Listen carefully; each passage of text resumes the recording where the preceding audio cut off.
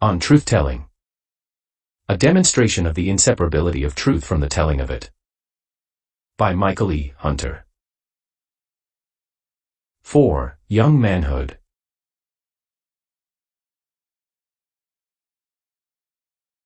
How am I now to talk about myself as a truth-teller in potentia without putting aside the question of myself as a truth-teller per accidens? Am I to suppose that, barring some sort of catastrophe, nothing would have altered the course of my life? That no incident or accident after I quit high school would have prevented me from reaching my present situation, which of course is my present project? In truth, I don't feel confident enough to answer these questions with an unequivocal yes, and yet at the same time I know I'm always effectively doing so. I'm always on the way to affirming and demonstrating an entlache of my imaginative, emotional, and intellectual self. And yet the fact that this process may always be threatened haunts this other process.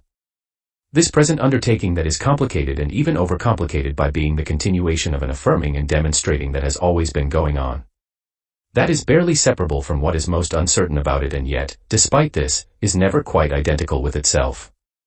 That, furthermore, is always a compromising of itself because, as an attempt to overcome this uncertainty, as a teleological retrospective, it cannot avoid being a collusion between the arbitrary and authoritative.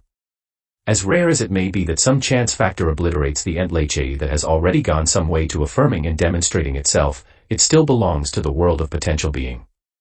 It invests and inhabits every part of it as it does all process, growth, and development. It is difficult to imagine that, had I won $1 million, for example, my life wouldn't have been taken down a different path. On the other hand, when I say that I have never made the slightest effort to win $1 million, by, for example, buying a lottery ticket, this seems to argue well for another kind of potential.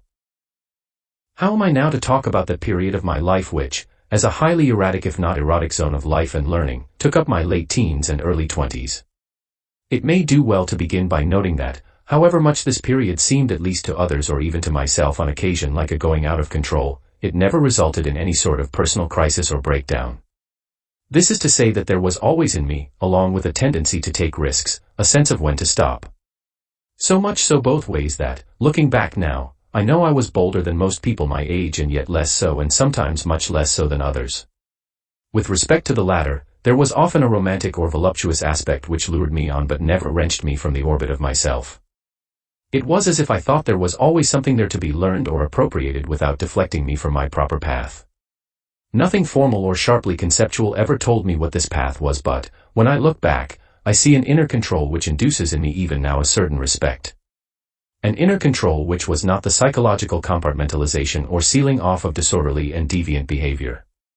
It was rather more like a moral or ethical constraint or, to speak less morally, a sort of moral or ethical elasticity that held me to myself even while letting me take risks. Was I not then, even well before I had read Nietzsche's Beyond Good and Evil, already inhabiting his country? Already suspicious of much that was called good and interested in and titillated by much that was called bad?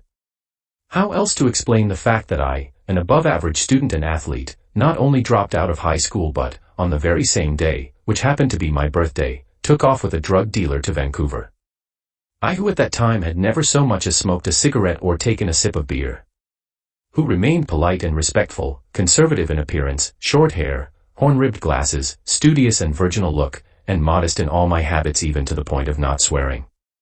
And this same 17-year-old boy whose appearance and behavior would certainly change over the course of a year or two was, upon arriving in Vancouver, neither so secure as not to feel a certain pang at parting from his shady companion nor so weak as to want to cling to him and go off to his world.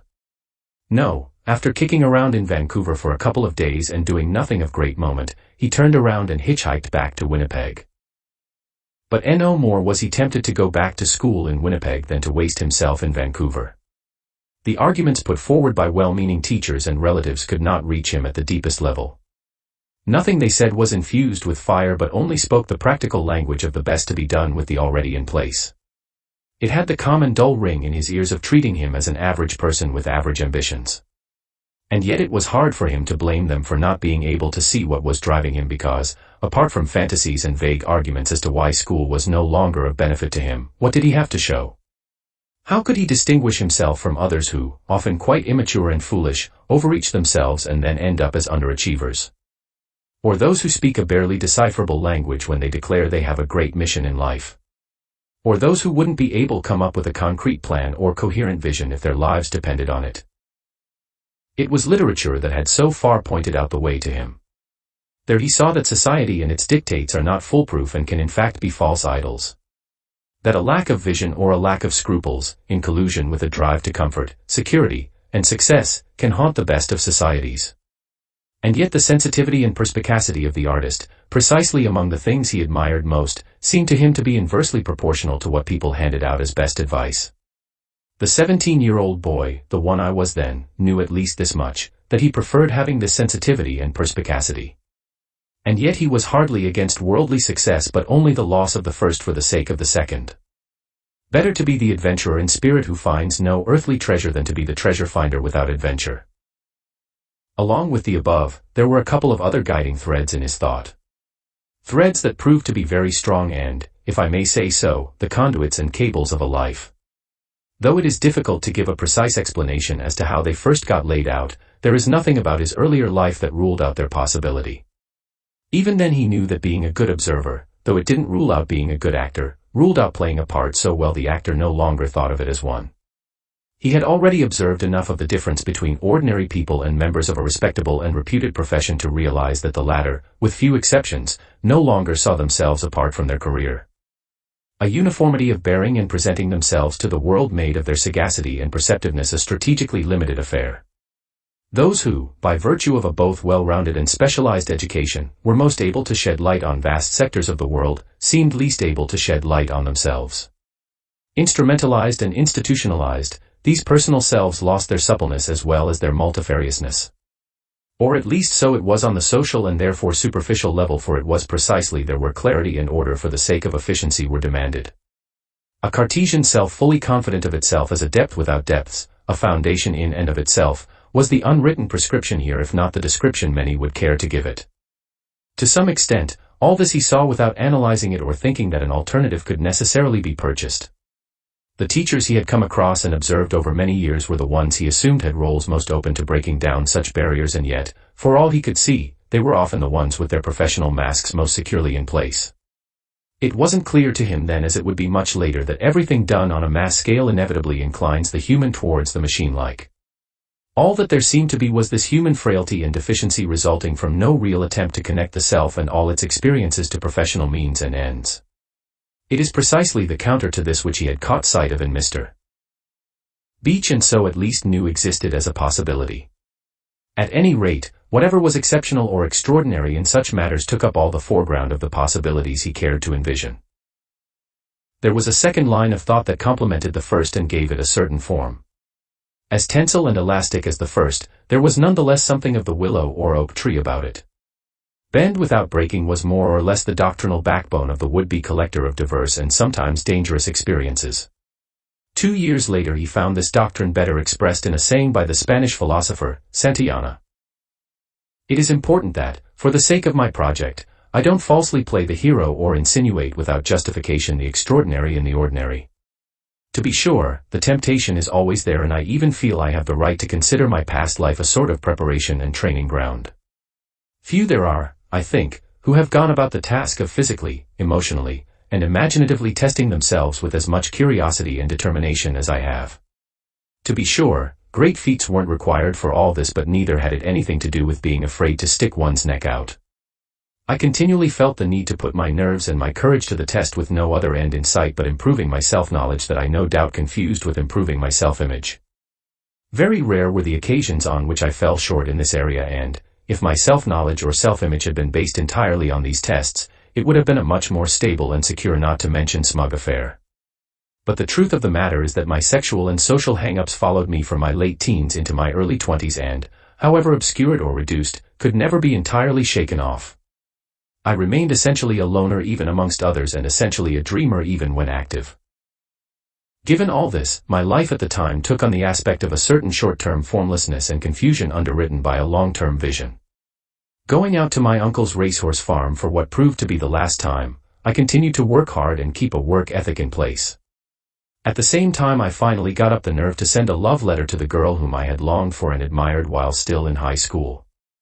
It was a relief to be able to express my feelings to her, but, as I soon found out, no great reward necessarily follows from such outpourings.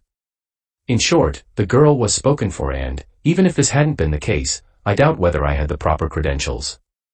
The pain and disappointment I felt must have been great, and yet, as usual, I didn't speak about it, or at least not much.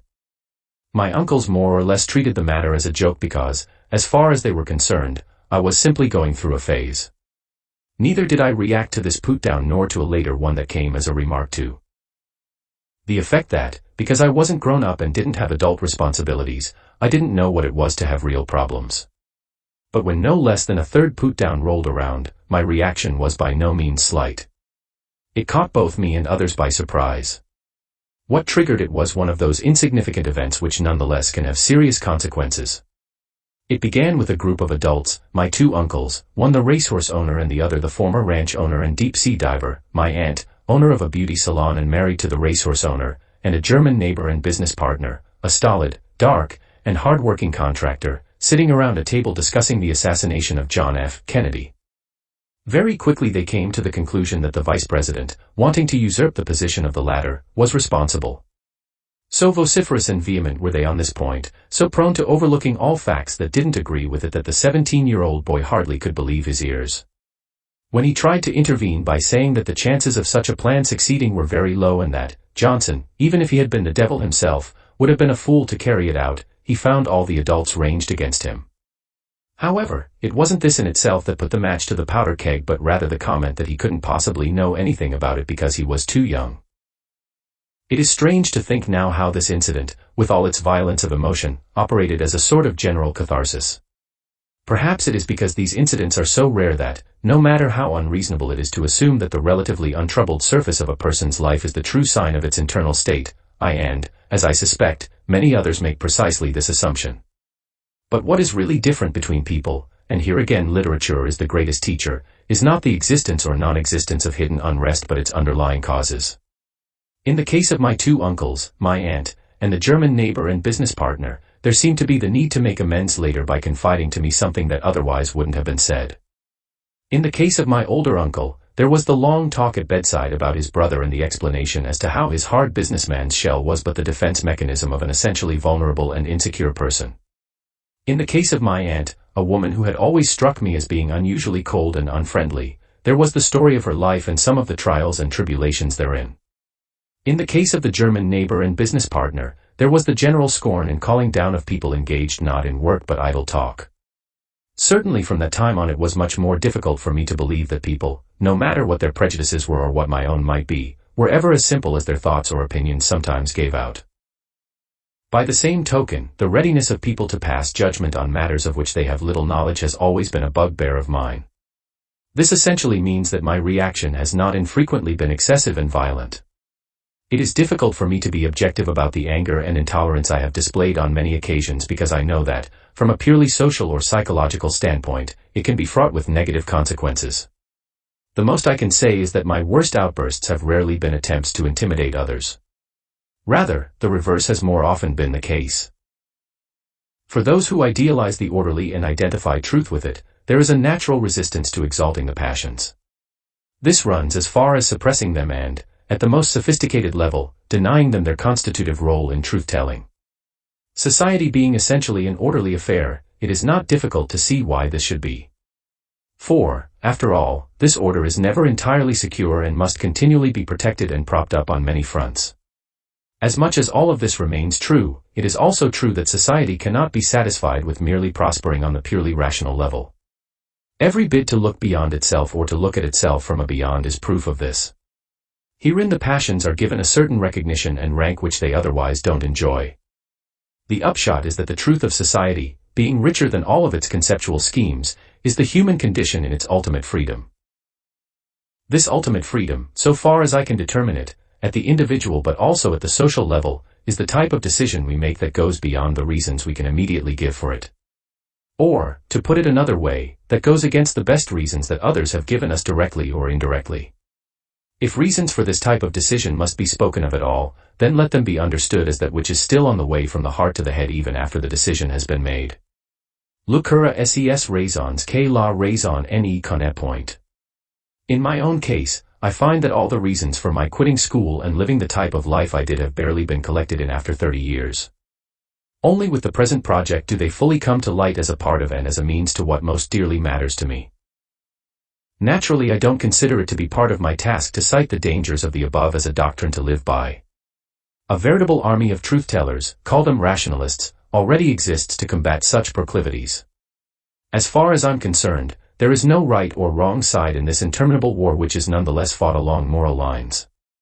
In the realm where good and evil meet and are no longer easily distinguishable, there are but two perfectly counterbalanced forces, the drive to limit and possibly even eliminate all dangerous effects and the drive to limit the danger of such a limiting and possibly even eliminating drive. It is hard to think that these contrary drives don't exist in all of us, and particularly when we're young. It has always been my feeling that, however much may be said against this period of our lives, much more may be said for it. But I'm not going to take up time, at least not here, dwelling on how I have remained enamored to youth in general. I only want to consider how I have remained enamored to my own youth. Having no children, I strangely look back on it as if it were both father and son to me. Always deathly afraid of seeing it desert me, always trying to enrich and prolong it, I have kept up a greater contact and continuity with it than seem appropriate at times. Yet for all that, I have always felt my essential self to be the one of my youth. So much so that I have always dreaded ending up one day as someone who gives the impression he has cut all ties with it. In the very same year that France was full of student unrest as well as intellectual ferment and activity, I began my personal odyssey. To think of it now is to think that I began it at the very antipodes of my most scholarly home or destination. For many long years would pass before I knew what Paris was all about at this time. Years which were far from being the kind of training and education I might have received had I been living in that city. Instead of reading articles on champion racehorses at my uncle's farm, I might have very well been reading texts by great philosophers living and working in Paris. For someone with intellectual interests and ambitions like my own, the thought of this possibility as a sort of missed opportunity might not only be a bit heady but also a source of anguish. For such a person might see all advantage being on the side of having lived in that cultural mecca, of having developed artistically or intellectually in a hothouse environment where talent and ability, in order to become great, have to compete with as well as be nourished by what is already so. In such an environment, a person not so unlike myself but perhaps not so inclined to errancy would certainly have had a better chance of succeeding and, instead of ending up middle-aged, poor, and without any influential position, enjoying the fruits of his labor. And yet, having only briefly flirted with being such a person, having only briefly flirted with being a true professional type, having only briefly flirted with setting aside all highest hopes and aspirations, I can say now I have no regrets whatsoever that things have fallen out as they have. For I have been taken along the only route that now counts for me. The only route that would have allowed me to end up where I am. Having long been blessed with a robust constitution, I have often thought, even when very young, that I had a sense of being able to take my time. Not that this prevented me from, at age 15, imagining my life gloriously consummated and achieved by age 30. How much then it would have shocked me to think of myself as one still trying to realize himself at 50. Or as one who ends up looking back on his younger self not with any sense of completion but only with a sense of non-completion. No, this younger self certainly didn't carry itself around, much less carry itself off like Alexander. And the world, though certainly explored by it in diverse and sometimes offbeat ways, was not shaken by it in the least. But a question I have often asked myself is, would there have been an Alexander without a Philip? Or an Aristotle without a Plato? Or a Shakespeare without a Marlowe? Or a Mozart without a Haydn? Long past is the time I naively thought that great men and events owe what they are only to themselves. And long past the time I thought they could only be measured, valued, and recognized by what has already been recognized. To go over my humble doings now and yet to see an uncommon spirit moving amidst them is to see an arrow, a straight line, and a direction despite all wayward movements of less than glorious aspect. It is now time to deal with my personal odyssey. It began thus, nomadic and yet bent on a course. I knew nothing of what lay ahead of me except that it should be my highest hope and its fulfillment. How fragile a thing this might seem, and yet, if taken to be the only way to live a life, how strong and durable. To be sure, if I had known it would cut me off from being an even moderately successful lover, I would have cursed my fate and cried out that life couldn't have held anything in store for me more cruel. For wherever I went as a teenager and young man was a place where my thoughts were saturated with sex. Of right bodies, of course, there were no end. But what wiles seemed necessary to win them? Ways and means of seduction that seemed entirely out of my reach. Even when having sufficiently developed my wits to presumably do what was necessary, I continued to fumble about and lacerate myself for my incompetence and seeming lack of daring. It also began this way. Moving myself into a rough working world of largely menial and low-paying jobs, I came across so many colorful characters and events that, had I been a literary genius, I would have been supplied with material for a lifetime. Why I wasn't this genius is of course an open question, but I can at least say this: imaginatively extending myself to the world about me was ever only a partial move or exercise. Even before I properly knew it, I was first and foremost the student of myself. Not just the impressions I received from the outside world, but my reactions to them were the constant focus of my attention. But among my sensibilities was the awareness of this narcissistic or egoistic component that I have never been able to condemn outright because it never prevented me from being the most unsparing critic of myself. It also began this way. Being very much attached to the simplicity of things, not all things but at least animals and children and straight-talking people, I have never cultivated my cynicism beyond the various maneuvers and machinations of society. For a very long time I even considered the opposition between good and evil to be an unchallengeable axiom. Far be it from me then to argue that there was more between heaven and earth than in anyone's philosophy. As errant as I may have been, I was at least nominally on the side of those who want to see simplicity written right into the heart of things. To look at a horse or a child was no more than to see a horse or a child with perhaps a scientific description in the background. To go beyond this was to get into something called mystery, and, by reason of my upbringing and force of habit, I generally thought of it as being marginal rather than central. Oh, definitely there were moods that carried me the other way, but, on the whole, my thoughts conformed to popular opinion. At the racetrack I read books by good metaphysicians, whether they be doctors, lawyers, or sociologists.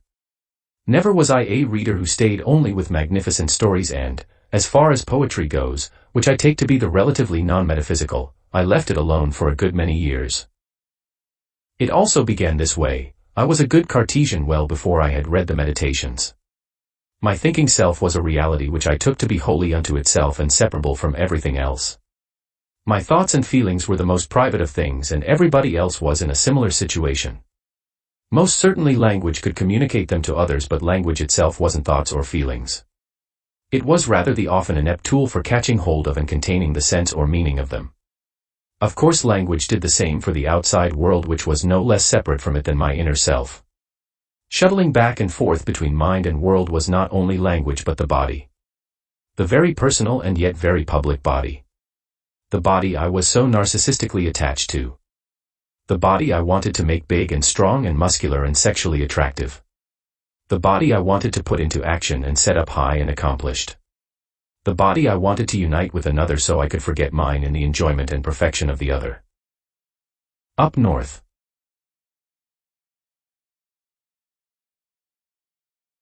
I'm trying to keep this narrative on track as a cataloging of pertinent impressions and responses. In order to trace out my path as a would-be truth seeker and truth teller, as a truth teller in potentia who now thinks of himself as a truth teller in actu, it is necessary for me to be attentive not only to the great mix of elements in my life but to those which made a particular impression on me.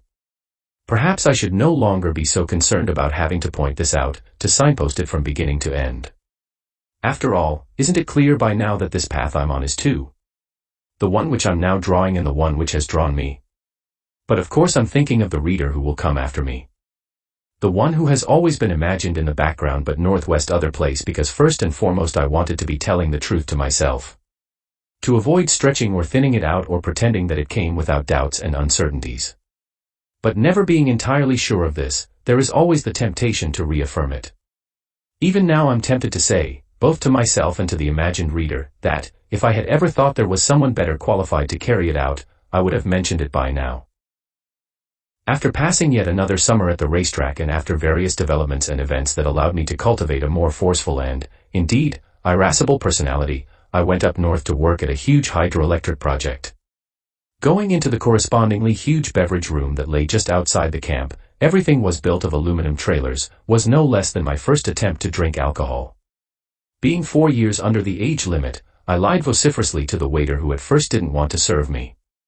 Surrounded then by camaraderie, good cheer, and congratulations for having buffaloed him, I had the feeling I had taken one more step in the direction of being the sort of brazen fellow I admired. I drank hard liquor for the first time in one of those trailers that were set up as residences for the camp workers. Each of these trailers had a number of small rooms, and each room had a couple of beds, and not much else. I became so intoxicated in one of these rooms that I did something very stupid that would have seemed utterly senseless to an outside observer. In retrospect, however, I see it as having a connection with the incident at my uncle's racehorse farm that was triggered by the argument I had had with my uncles, my aunt, and the contractor friend over the assassination of John F. Kennedy. Specifically, that act of violence, that striking of an inanimate object, that punching of the inoffensive bread box in my uncle's kitchen that triggered a wrestling match with my uncles and much emotional turmoil and baring of breasts. Only instead of losing my head as I did then and experiencing pleasure as an after effect, as a certain headiness over what could be called my physical violence but also my physical strength, the punching of the door up north was in some sense the result of anticipating this pleasure. That it was also an act of wanton destruction with possibly negative consequences was less a planned affair than a derivative one. What was neither anticipated nor desired by me was making an enemy of one of the two occupants of the room. He was a boy about my own age who, the next morning, heard me bragging about the incident. At first nothing much came of the enmity between us apart from a few insults exchanged over the next day or so. But when he went so far as to put my sexual orientation into question, I felt obliged, after some initial confusion due to my naivety and lack of experience, to challenge him to a fight. He at first seemed anxious to accommodate me, but then, some time later, he told me he wanted to put our engagement off to the time he was due to leave the camp. Given that he was a very aggressive and tough-looking character and supposedly a redoubtable fighter, this is what somebody had told me. What happened next was unexpected. A few days before the fight was scheduled to happen, he came to my room and proposed that we call it off. No particular reason was given and, though he didn't apologize or take back his insult, I was secretly pleased by the turn of events. Later I would end up in many fights. The question for me now is, what of it? What masculine right was I performing and why should I think it important to the task at hand? Nietzsche was a violent combative philosopher, and yet did he feel the need to engage in fisticuffs? Hemingway was a great writer who seemed to like a scrap, and perhaps there were others. Socrates fought as a soldier and, according to Alcibiades, carried it off with aplomb. Thinking about Nietzsche again, did he not take pride in serving in the Franco-Prussian War? And, more recently, even such a philosopher as Paul Ricoeur, a Christian no less, disclosed that he had blown up a bridge with 2 German tanks on it. Is there not something here of the ambivalence with which we all regard violence and combat? Many years later, when I was driving a cab at night in the city, I witnessed on more than one occasion a great crowd of young people gathering outside a bar at closing time. Young women no less than young men standing about in excited circles and waiting for a couple of shirt-sleeved gladiators primed with alcohol to have it out in the parking lot. No, I refuse to believe that society condemns violence other than strategically, which also means morally, which also means emotionally. And yet it is not that I haven't met people who put me in mind of another order. A celestial order aligned with our earthly abode and with the traffic and communication between the two. To know such people fleetingly and from a distance is not that uncommon, or at least for those of us who have imagined they have caught sight of a not-so-earthly form or figure. Here the resonances of a loftier language are heard, and it is well enough if, on such occasions, actual words are minimal or not spoken at all. Much rarer than these instances, however, is the one of witnessing a celestial visitor on a day-by-day basis. Of having the chance to peer into him, or her, and discover him a bit. But even such people in their rarity come not without diversity, and so, speaking from my limited vantage point, I'll mention but one, the golden boy I knew in high school, the top student and athlete who was as well-mannered as could be and never showed the slightest ill will. The sort of person I wanted to and in fact did believe in as a possibility for humanity. The boy I ran track with who had the face of a choir boy. How tough a competitor he was, and yet how tender at heart. It was his mother's horrible affliction that inspired him to become a doctor. And I know he believed in doing good, for we had talked enough on such matters, as well as the essential goodness of others and the all-consuming goodness of God. As a high school student he was perfectly good and, in a way, I'm glad I didn't know him later on when he became a doctor. For even if he had attained the eminence of a Schweitzer, he would never have equaled the perfection I bequeathed to him when he was a high school student. We all carry around a diverse world within us which is far from being evident on most occasions. Our public faces are masks which hide the better part of ourselves and, even if this better part also contains the worst, sometimes make us feel small and reduced and restricted in relation to it. And yet if it weren't for these masks we wear on a daily basis, we would immediately clog up and paralyze our dealings with one another. So it is that we believe here or there or in this or that, and, if we ever believe the contrary, we treat it as if it has been expunged forever. In my own case, it is true I'm no longer tempted as I once was to believe in a biblical world or an anthropomorphic God. Then I was still a troubled teenager and, for no reasons clear to me, attended church on a few occasions. I even took along on one of these occasions the very sister whom I had molested. But what does this mean? First of all, it doesn't mean I'm no longer tempted to like or admire the religious story or picture. It only means I'm no longer tempted to ground all my thoughts and feelings in it. The secular world I frequented even in the green years of my youth was only occasionally lit up by some incandescent charm.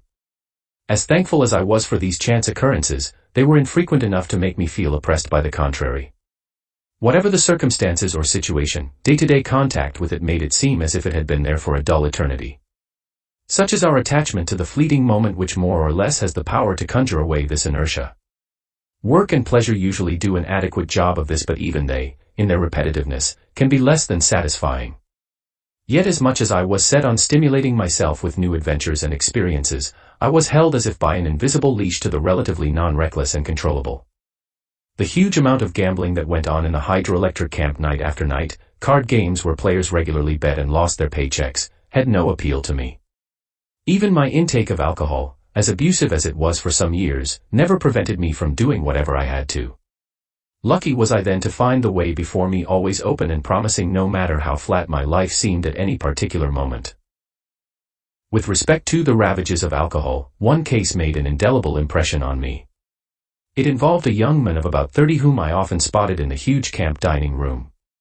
Apart from his often being drunk, he stood out by virtue of his muscular build and his predilection for doing handstands.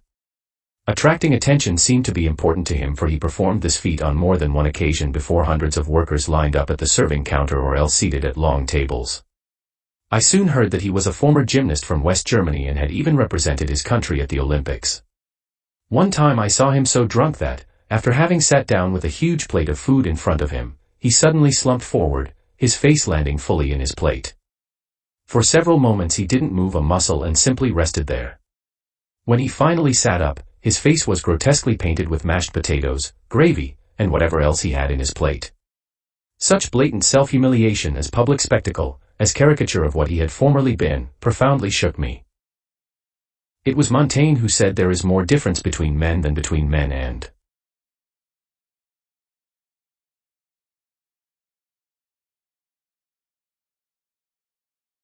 animals.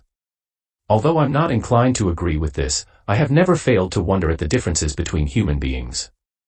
I suspect a large part of this wonder is due to the fact that the vast majority of people do not enter our consciousness as narratives but rather as elliptical episodes or vignettes. Everyone I met up north, and how many other places, was such a brief story or sketch. Men came to the camp and sometimes worked only a few weeks before quitting or getting fired. A good example of this is the 42-year-old ex-soldier who started working on the truck some time after me. He told me he had left the army shortly before he was entitled to receive his full pension. With his short hair, rolled-up sleeves, and brisk military gait, he seemed to be carrying over into civilian life the zeal and efficiency of his former one. All the time I worked with him loading and unloading produce, boxes of meat, vegetables, milk, eggs, ice cream, and canned goods, he was subdued, sensible, and sober. But then he didn't show up for work one day and was not to be seen again. The only word I got about him later was that he had fallen off the wagon. Certainly not everyone I met up north was a loser. I even worked with someone who, unlike my uncles and the rest of the racetrack crowd, knew how to gamble successfully. Always in good humor, neat in appearance, and looking much younger than his years, he drove the 3-ton truck that I worked on and that shuttled between the train station and the camp every day. One time we were sitting together in the cab of the truck and, perhaps casting a fatherly eye on me, I had told him about the incident of getting drunk and almost into a fight. He mentioned something about the ill effects of alcohol. Then he quickly changed the subject, or so it seemed, by telling me that he was a professional gambler. The card games he took part in were held in the huge camp lounge and recreational facility.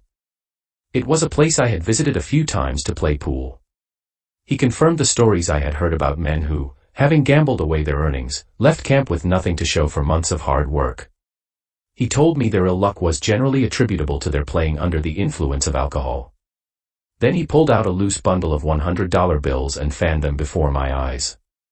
It was his winnings over a 2-month period. 4 more stints up north were to follow before I left for Europe at the age of 24. None of them lasted longer than 3 months.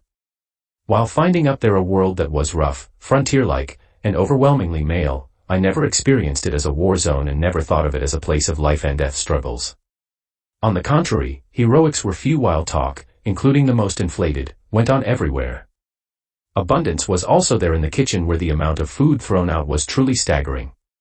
A couple of people died while working on the dam, but I didn't know them.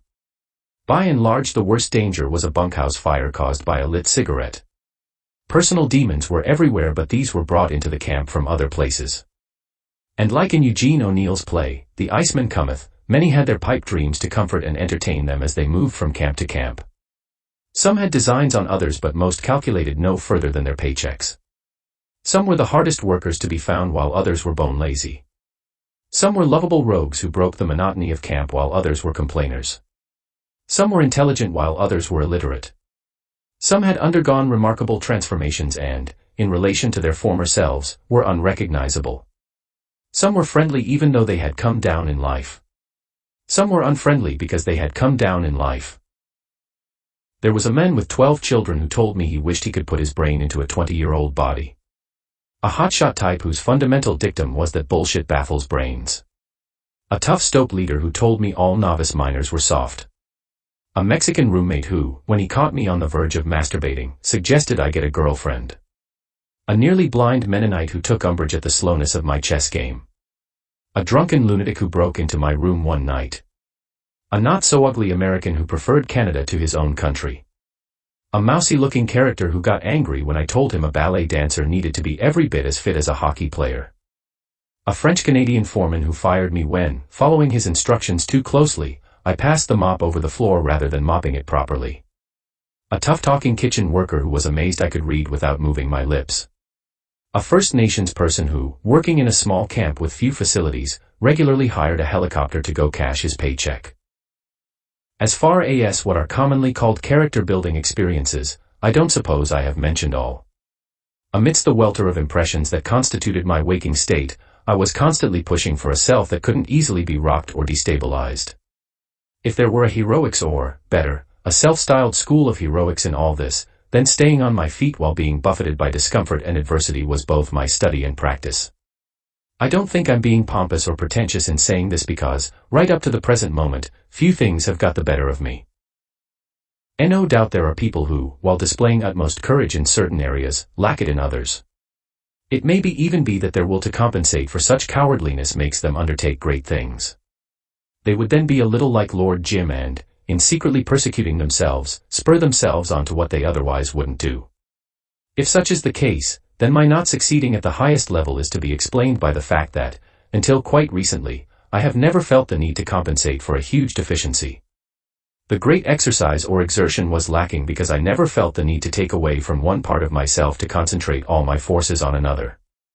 Never felt the need to mourn the resultant losses and redeem the ignominious defeat. What a marriage to mediocrity was my situation then, because it still had yet to see itself as something to be redeemed. To be compensated for, which I take this project to be doing, because it lacked the highest reach. Without direction.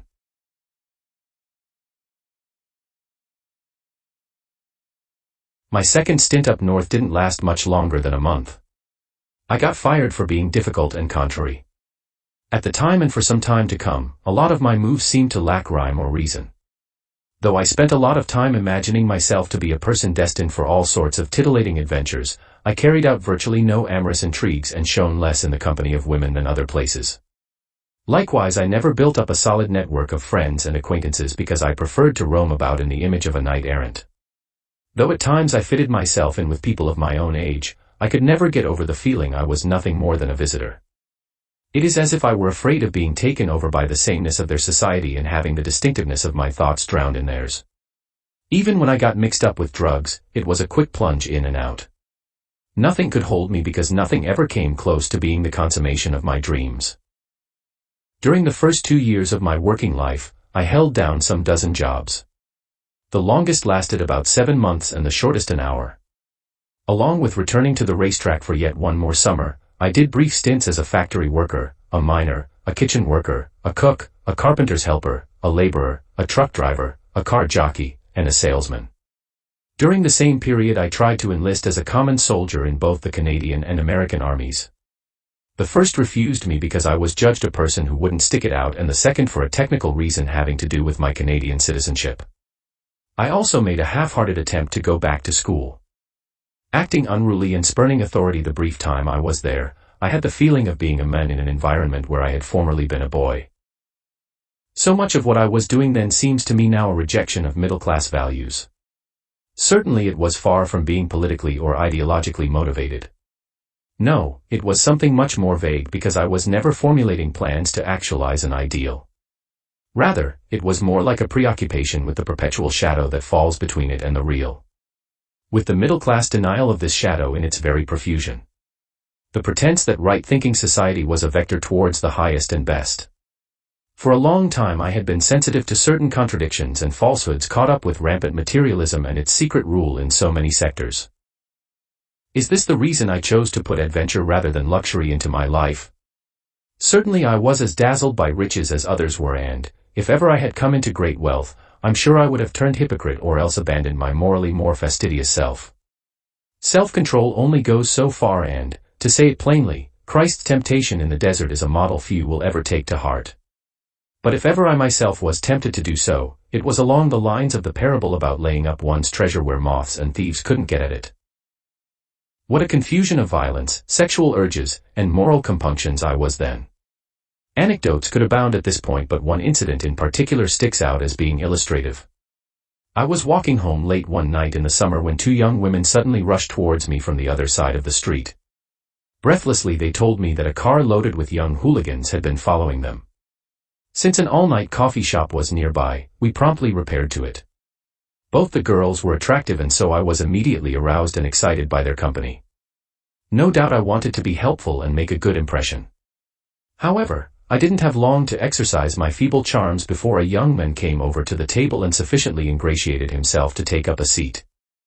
An intense anger started to well up in me, but I managed to control it while we were in the restaurant. Since the girls lived in the same part of the city I did, we started off together once outside. But the situation deteriorated when the would-be gigolo decided to accompany us and, what is worse, continued to monopolize their attentions. Suddenly I swung towards him and, with considerable force, drove my fist into his stomach. He gasped, buckled over, and then, without a word, limped off. The 2 young women were astonished and one of them was furious. Nonetheless we continued our walk until yet one more Good Samaritan came along. This time it was an older man who pulled up with his car and offered us a lift. The girls accepted with what seemed to me dismaying alacrity. One climbed into the front while I climbed with the second into the back. Little more needs be said about this incident except that, if these young women were expecting better behavior from this presumably more mature person, they were soon disillusioned. All of a sudden I found myself sitting aloof from the girl next to me and repelled by what I was hearing up front. What did I know then of this eternal war between the idealized self of my childhood and the vicious one of later years? Perhaps nothing so little as that the middle course was barred to me and extremes would forever dictate my doings and desires. Yet because the educational ideal shone forth in me even when I was acting like a hooligan, even when I was carried over into the lawless territory of my libidinous desires, I managed to ward off a good deal more than I was aware of at the time. What is normally called bad company is perhaps what I warded off best. Not that I didn't have some dealings with violent, devious, or unworthy types, but never did I make a devil's pact with them. Never did I try to ingratiate myself to some stronger, craftier, handier, more experienced, or better equipped person. It strikes me now that even though I sometimes envied and admired such types, I could never take them too seriously. As much as they may have been striking individuals in their own right, there was nothing in them of the great movement or project. For me it was enough to take in the surface of their lives and appreciate their difference from the rest of humanity. The workaday world that commutes from suburb to city and thinks not much further than getting along well until retirement years. Oh, I know well enough their better points, their timeouts, their stoppages of play, and even their beauty. But when I was young and had my mind so much on sexual adventures, the suburbs sometimes had the look to me of a ghost town. Does it seem right that a blossoming 18-year-old man should have to play the actor and deceiver to fall into the hands of women? I ask this question not thinking of any regular activity on my part but rather isolated incidents where the limits normally in place were transgressed. To be sure, when sexual tension mounts and the 18-year-old in question hasn't even learned to masturbate properly. When he persists in going his own way and not following others. When he has never developed the skill of conversing agreeably with women. And, finally, when he is terribly finicky in his sexual longings and desires, then even a strapping young man can cut a poor figure. He can cut a poor figure in his own eyes when he sees himself driven to petty ruses to attract attention. Such was the case one day when I felt particularly oppressed by my lonely and loveless state. It was in a park where nothing so much greeted my eyes as lovers lolling or strolling about. A gathering point in the park was the pavilion that looked like a Swiss chalet and housed a few small exhibits. I went up to the top of the pavilion, looked around, and then, as was commonly the case, had my eye out for any attractive females. Two were there together and somehow I managed to judge when they were ready to leave the exhibit and go downstairs. I went just a bit ahead of them and then, for no accountable reason, lost my footing on the stairs and tumbled head over heels right to the very bottom. The girls rushed to my side, picked me up, brushed me off, and, as the way with such divine creatures, petted me a bit. Soon after I tried a similar ruse at a public swimming pool. I dived into the deep end and, when I came up, pretended I had hit my head on the bottom. The young female lifeguard was solicitous enough but then a male one came along and showed little sympathy. But it wasn't this that bothered me so much. It was the feeling that he knew I was faking. So intense was my desire for the most attractive members of the opposite sex that the whole realm of homosexuality was incomprehensible to me. As for the 3 minor incidents of my childhood which had homosexual overtones, they had never registered as significant events. One of them engendered more repulsion than attraction, another I was entirely ignorant of, and the third was but a mild form of titillation. I remember playing a game of catch and having a boy sit down on me while I lay prostrate on the ground. The feeling of his bare legs about me was pleasurable enough but, given that I had already experienced a more delicious feeling with older girls, it remained an isolated incident. As for the other 2 incidents, one was a bit disgusting and the other rather comical. In both cases, my best friend, a boy a year and a half older than me, was the instigator. One time he got me up a tree and, with a ruler in hand, encouraged me to imitate him and measure my penis. Later I told my mother about this and she laughed. This same friend a year or so later encouraged a younger boy to put on a tawdry show for us. With my friend, the boy's older brother, and me as audience, the younger boy darted back and forth, briefly bending over, pulling apart the cheeks of his ass, and exposing his rectum to us. Of course it was all very shocking and our nervous laughter betrayed that we had lost some of our childhood innocence. The instigator was even so malicious as to threaten to tell the younger boy's mother. Whereupon he immediately burst into tears and we all had to comfort him. It took a poet to say that man is a soul tethered to an asshole. Few philosophers have described the union between the so-called lower and higher parts so objectively. Aristotle's definition of man as a rational animal is already a letting go of the first part. The tension between the two is, if not eliminated, reduced. A model is established which is essentially a role for everyone to act out. So necessary and successful is this model that it has come to be the touchstone of a considerable number of discourses.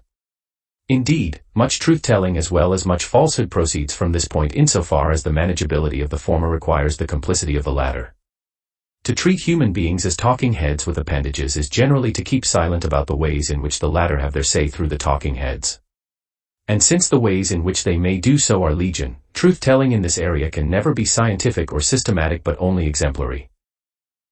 I have met 18 and 19-year-olds who have struck me as being very mature and yet, when I look back at myself at this age, I can only think either they weren't quite what they appeared to be or else I wasn't as immature as it seems to me now. Surely I was judged to be a rational person and conducted myself properly in most situations. Yet was that the real me, the presumably more mature and socially responsible self? Or was it the seething one within? If the first, how little it has stayed in my memory and how much more the second has kept up a life and residence. Not much different from many other teenagers, I had already experienced enough of being responsible and sober, as well as being coerced into it, to think of it as not being the be-all and end-all of existence. Rather, it seemed to be the general landscape for all sorts of opportunities, including higher experiences. From my present standpoint, getting drunk or high on drugs certainly doesn't count for much, but, when I was still in my teens, they were part and parcel of opening up new doors of perception. What a thing it was, the first time I got drunk, to lose all my usual reserve and speak at length and with seeming facility. In one bound I had left behind my old reticent self and, for a few hours at least, taken on a wholly new one. Thinking back, I doubt whether the headiness of that first experience was ever repeated. Only then did I exult in it with complete naivety and innocence and take it to be, like Caliban in The Tempest, the effects of a wondrous elixir. It took me a while, though certainly not as long as some, to develop an abhorrence of drinking to the point of losing all control. But just as I had played the fool the first time I got drunk, when I punched the door and almost got into a fight, so did I on a few other occasions. At least 2 such incidents followed some months after the first, and both involved exotic dancers. The first happened in a beverage room, and the dancer in question was someone I didn't know. After she had finished her striptease, she sat down at a table where I was seated. Not only did I prove to be a great nuisance to her at the table by touching her legs, but also by jumping up on the stage with her, which resulted in me being thrown out of the pub. The second incident involved a dancer who lived across from the apartment I shared with 4 fellows a bit older than me. She was a very pleasant young woman who often dropped over. By the time the incident in question occurred, I had already got to know her quite well. Even though I had seen her dance on occasion and found her to be very attractive, she always acted like a big sister to me and the others.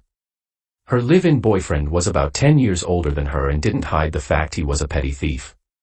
One day he somehow got his hands on a suitcase full of expensive American liquor. There were a number of different kinds and all were high-grade alcohol. He offered me samples of these drinks and it wasn't long before I was completely drunk. Since I was working out at the track at the time and looking after some horses, I felt an obligation to go feed them at a certain hour. Given my condition, the boyfriend suggested I let him drive my car. So we all ended up piling into the front seat of this old wreck, Pete at the wheel, Sandy in the middle, and me on the right. It was a long drive to the track and, somewhere along the way, I started pawing Sandy and generally trying to make out with her. My sense of propriety was so skewed that I felt that no action of mine could be wrong if it only provoked laughter and mirth. And truth to tell, neither the striptease artist nor the con artist ever gave me reason later to think my actions were inappropriate. Drugs.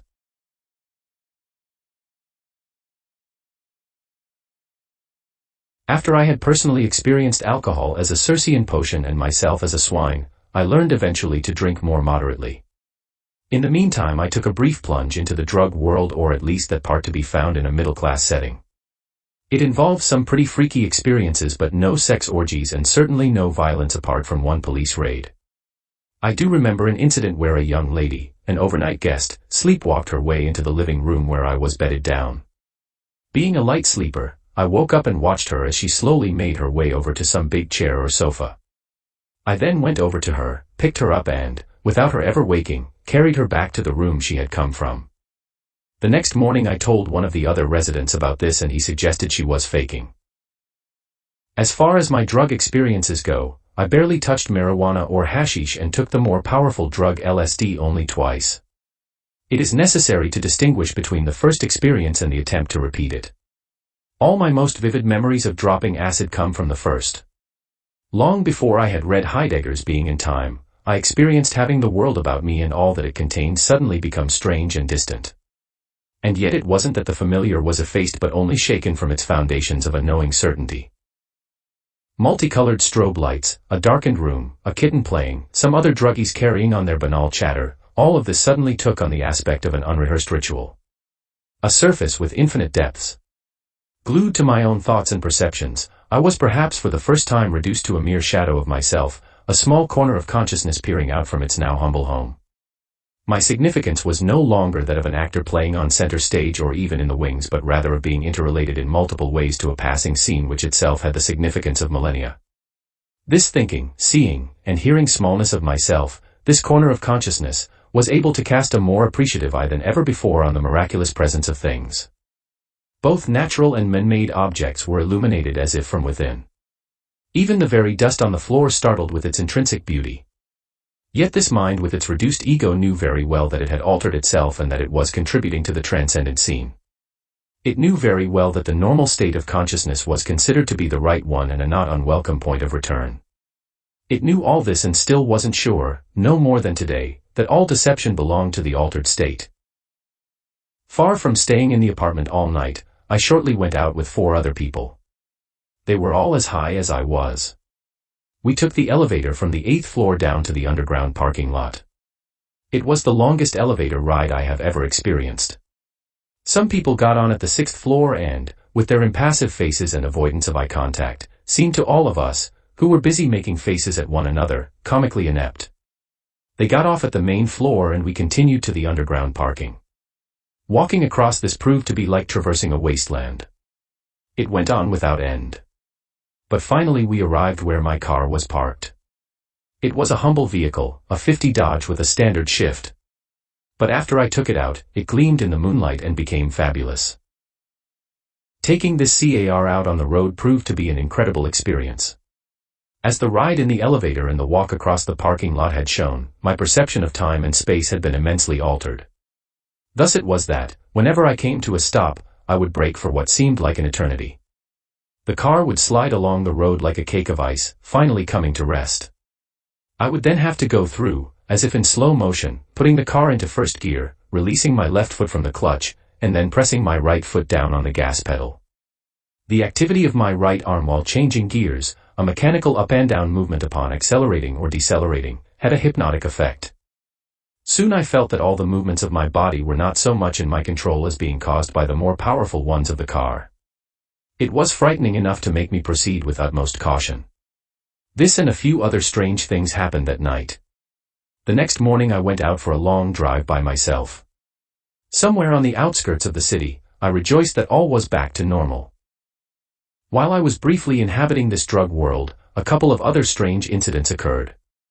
There were 2 brothers in the apartment where I lived, one was straight and the other bent. The straight one didn't touch drugs. The bent one was not only taking drugs but medication.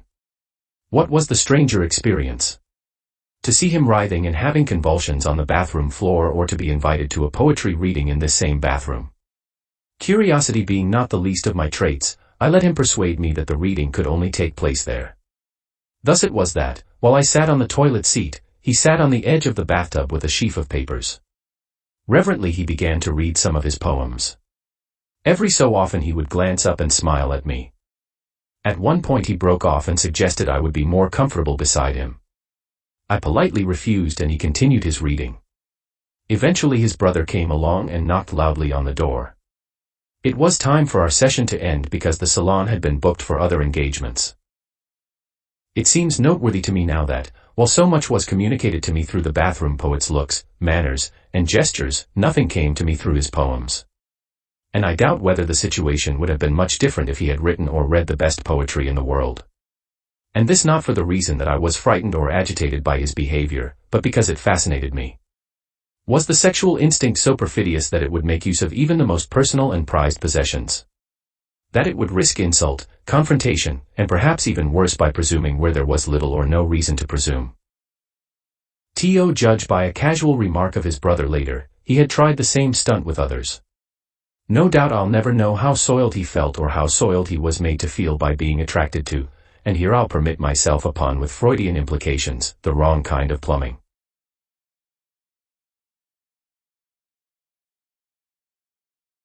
Of course the flippancy of the above remark belongs to my present attitude and not to what I was then.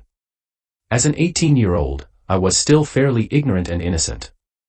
Indeed, I spent little time thinking about sexual intercourse and even less imagining intimate contact with a girl's genitalia.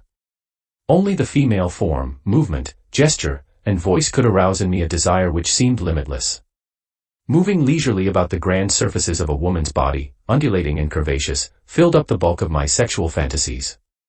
Nonetheless, it can't be ruled out that even then I was secretly oriented towards the oral and anal parts as ejaculatory destinations. Yet so far was I from thinking along these lines that I was almost as virginal in my imagination as I was in fact.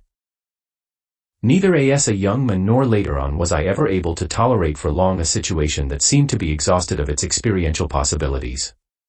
My days in the drug world were numbered for this reason, despite its lightheartedness, its headiness, and its charms. I remember a minor incident which gives an idea of my attitude or mentality and how it differed from at least some of those around me. I was driving down the highway on a beautiful summer's day in the same old Dodge that had almost got the better of me a few days earlier. Now it was totally obedient and performing wonderfully. I exulted in the machine's power and my ability to handle it. The radio was blaring out an interminably long song very popular at the time. Give me a head with hair, long beautiful hair. Shiny, gleaming, streaming, flaxen, waxen. Give me down to their hair, shoulder length and longer. Here baby, their mama, ever I wear, daddy, daddy. I want it long, straight, curly, fuzzy. Snaggy, shaggy, ratty, matty. Oily, greasy, fleecy, shining. Gleaming, steaming, flaxen, waxen. Knotted, polka-dotted. Twisted, beaded, braided. Powdered, floured, and confettied. Bangled, tangled, spangled, and spaghettied. Oh, say can you see my eyes if you can? Then my hair's too short. Down to here, down to there, etc.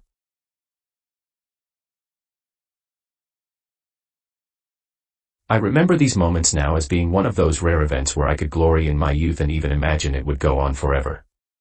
Moments which, so fleeting, would have been interpreted another way if I hadn't been so young. If I had known then that birth and death are both major and minor events running along an infinite axis. So it was that the mood of eternal youth eventually dissipated and I left the highway and drove into the city. I somehow met up with another 18-year-old who frequently came to the shared apartment I was living in at the time and who dropped acid the night I did.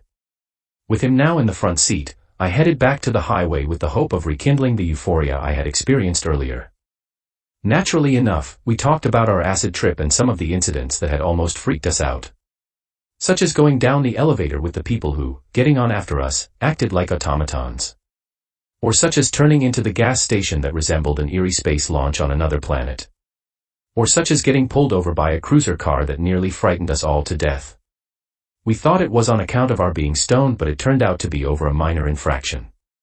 These and other things we talked about until I finally ended up saying to him that our acid trip was quite an experience. To which he replied with some surprise, experience. It was fun. The mine.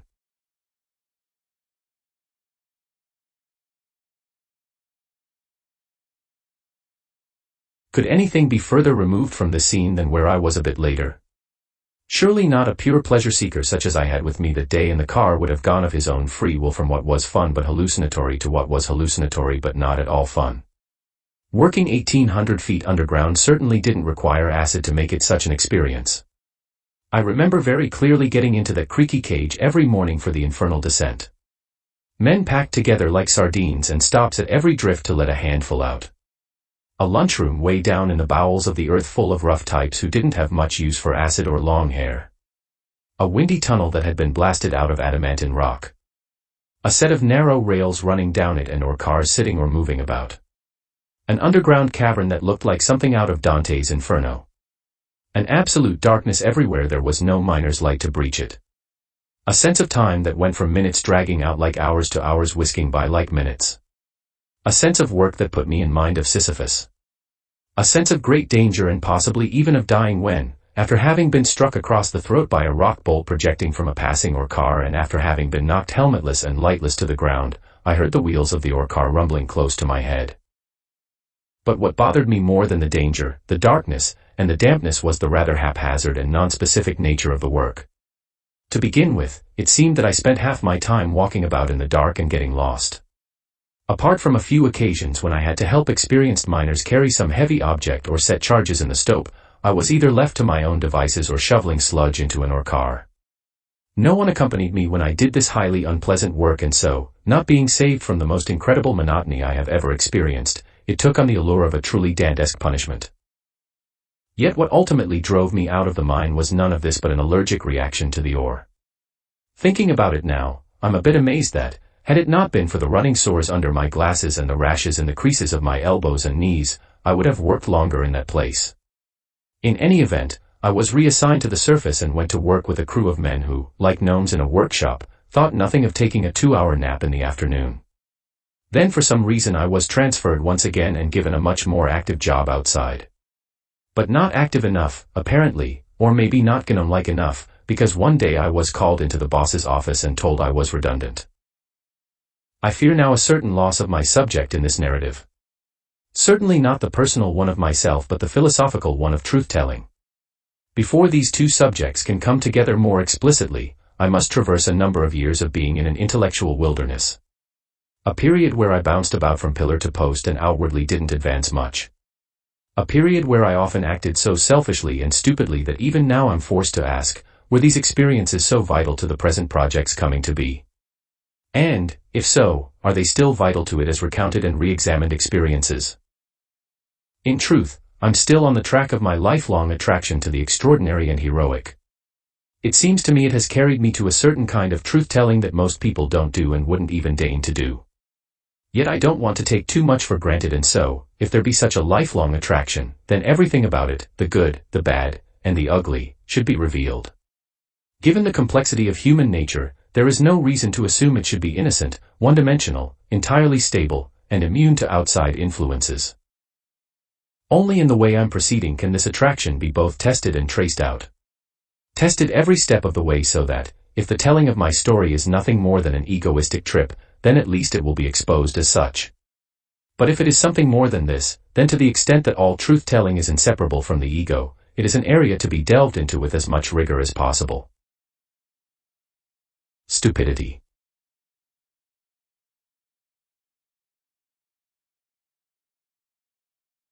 I doubt that I have ever exhibited more stupidity than during my brief stint as a truck driver. Driving a 3-ton truck with an exceedingly high box, I worked with a much older man transporting oil drums to and from various refineries. The second week on the job, I extensively damaged the truck by trying to drive it under a low railway trestle. Of course the owners were upset, but, instead of firing me on the spot, they had me go pick up a rental truck and use it while the damaged one was being repaired. A week later I was told to go pick up the now repaired truck, and so I drove the rental one to the repair shop and returned with the other. However, when I got back to the yard, I found it locked, and so, having no car at the time, decided to take it home. Later on in the evening, I drove it to a nearby hotel and, running into old friends, got drunk in the beverage room. Despite my recent experience with the low railway trestle, I now made the same mistake by trying to drive under the canopy of the hotel. Immediately the night clerk came running out and shouted that he was going to call the police. At the same moment my two companions, I had stupidly offered to give them a lift, jumped out without a word. I then backed up the truck and circled around the nearly torn-off canopy. I drove out of the parking lot and onto a highway and then onto a main street. But before I had gone more than a few miles, I was pulled over by the police. Ordered out of the truck, I was then taken to the police station and thrown into a holding cell. When the police officers on duty ignored my request to make a phone call, I called them a lot of names. They thereupon came into my cell and handcuffed me to the bars. With my hands secured over my head, I slept standing up most of the night. My foolishness didn't stop there. Instead of sticking around Winnipeg for my scheduled court appearance, I hitchhiked all the way to Chambly. There I dropped in at a friend's place and made up some story to explain to his parents why I was suddenly appearing on their doorstep and in need of help. Given that I was far from being a practiced liar, it is possible they didn't believe me. Immediately I set about looking for work in Montreal, but when I didn't find anything after 2 weeks, the woman of the house seemed to lose faith in me. When my stay with the family dragged on a bit, I noticed a certain change in their attitude. Indeed, it was the youngest member of the family, a 5-year-old girl, who, like a canary in a coal mine, signaled most clearly that the atmosphere in the home was growing hostile. Without further ado, I took my leave, and yet the thought that this family considered me to be some sort of parasite continued to gnaw at me. Later I sent them a modest sum of money to rid myself as much as them of any lingering suspicion in this area. A series of incidents then occurred with the second family I stayed with in Chambly. It involved a 16-year-old girl to whom I candidly recounted my flirtation with drugs. It also involved her mother, to whom the girl repeated what I had told her. It also involved another woman to whom the mother of the 16-year-old repeated what her daughter had said. Finally, it involved my own mother to whom the second woman repeated what the first had said. From my own mother I was not at all pleased, as well as amazed, to find out I was going around with a drug problem. All of this strikes me now as the highly prolific foolishness of well-meaning but unthinking people. Not one of the parties concerned bothered to check out the story with me. Yet it couldn't have been for the reason they weren't in regular and, indeed, friendly contact with me. It couldn't have been because they didn't have the opportunity to check out this story. No, it could have only been because it was something they were afraid of for reasons that had more to do with prejudice and public opinion than personal knowledge. Mr. O'Connor.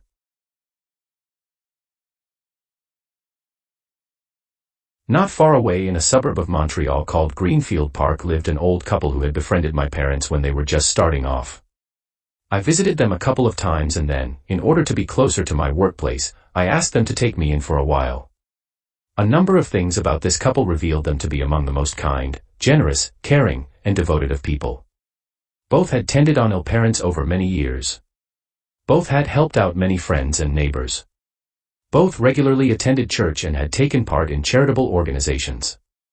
Both were kind and hospitable to me. All this they had done, and yet few people have I met with such an irascible and consistently maintained prejudice as Mr. O'Connor.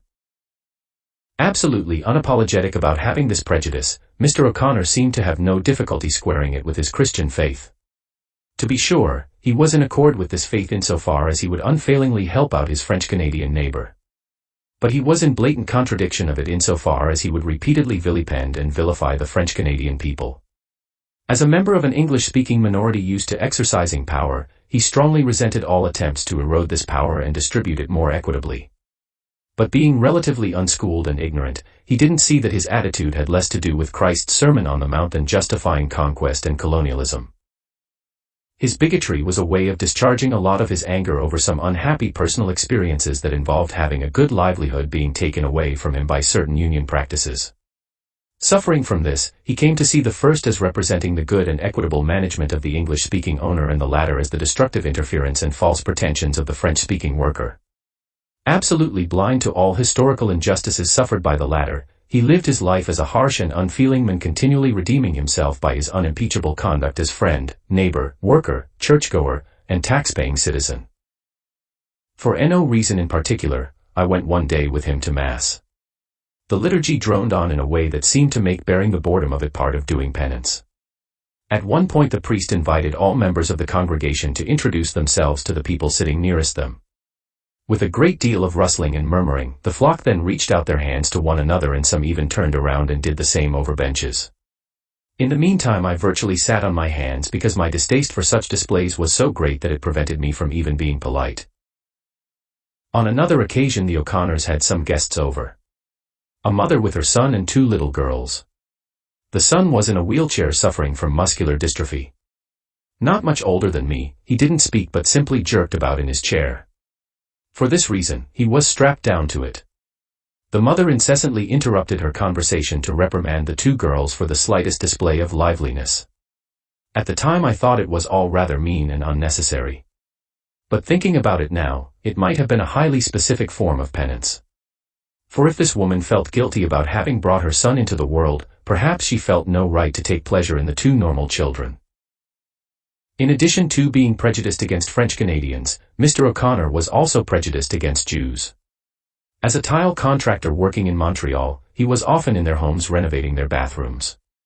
He believed they were always trying to get extra work done at little or no cost.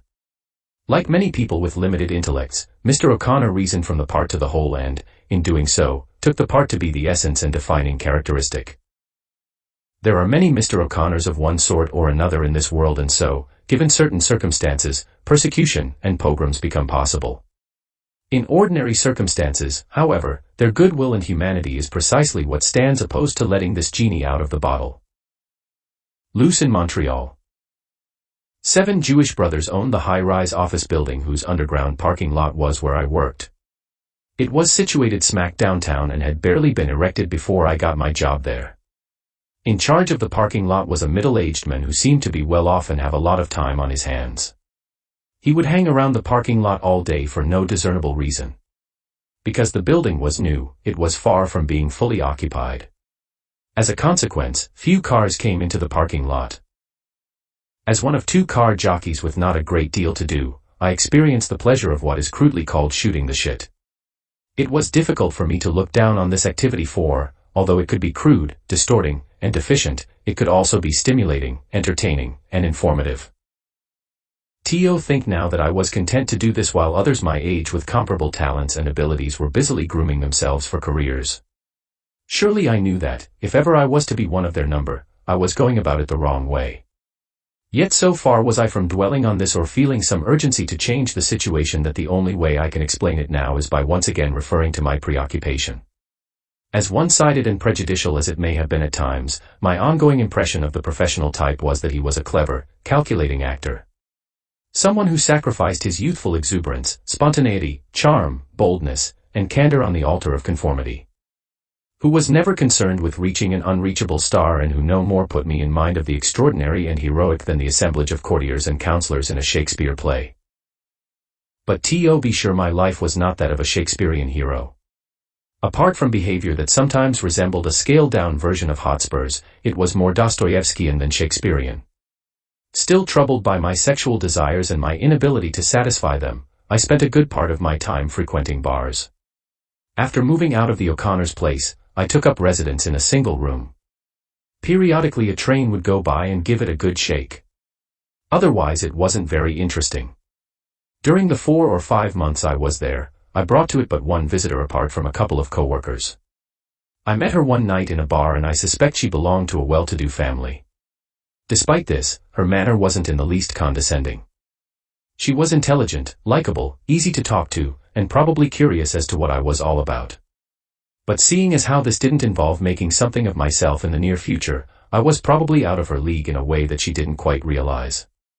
In any event, she called me up one time and said she wouldn't be able to see me again. There was one incident I shouldn't overlook. For a reason that only an ardent adolescent or young man could appreciate, I felt it was absolutely necessary to have a car on our first date. Not being able to get one by conventional means, I decided to borrow one. An airline company had a fleet of cars regularly going in and out of the parking lot. But around 5 o'clock they were parked there and left undisturbed until morning. Parked on the top of Mt. Royal in a stolen vehicle, the young couple gazed at the vast stretch of city lights below. It was not to be outdone as a romantic spot and, indeed, it was at her suggestion they came there. Didn't he act the gentleman and didn't she find him intelligent, thoughtful, and trustworthy? Perhaps he wasn't the most charming boy but certainly not unattractive. And he'd done a lot of adventurous and interesting things though it didn't seem he had a life plan. This was one of the things that distinguished him from most of the boys she knew and were part of her milieu. They all had clear plans and ambitions.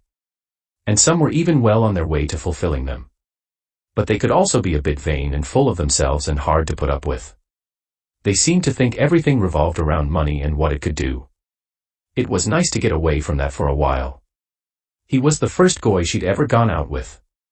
It was kind of breathtaking to be up there on the mountain. Not having put gas in the car to make up for what I had burned that night, I got word later that its unauthorized use had been detected. The thought of getting into trouble with the police again was sufficient to make me think twice about repeating this stunt. A word should be said about the irresponsibility I was exhibiting at this time. What prevented it from bringing me to a bad end was that I rarely compounded it by mixing one strain with another. Though I sometimes pushed my luck and even derived pleasure from this, I also had a horror of bad consequences. For this reason, there was a certain probity and caution even in my recklessness. In Montreal I didn't take drugs and seldom drank excessively. At the same time I obtained a driver's license by fraudulent means and gave the slip to the insurance company that was after me. I did other foolish things like trying to become a soldier in Vietnam. I even went so far as to write an excessively long and personal letter to the recruiting sergeant. To my present way of thinking, never was I closer to madness than when I tried to enlist in the American Army. Few people have I met in my life who seemed to me to have heroic stature. Ed Jones was one of those few. He came to the parking lot one day as a part-time employee. A very large man who combined a military carriage with a free and easy manner, an open and friendly face with a stentorian voice, an intelligent eye with a raucous sense of humor, he literally won me over in minutes. A lieutenant in the fire department of Hampstead, Ed had come to the parking lot simply to do a bit of moonlighting. He told me and the fellow I worked with that, at the tender age of 13, he had tried to sign up with the American Marines and in fact was accepted before his true age was discovered.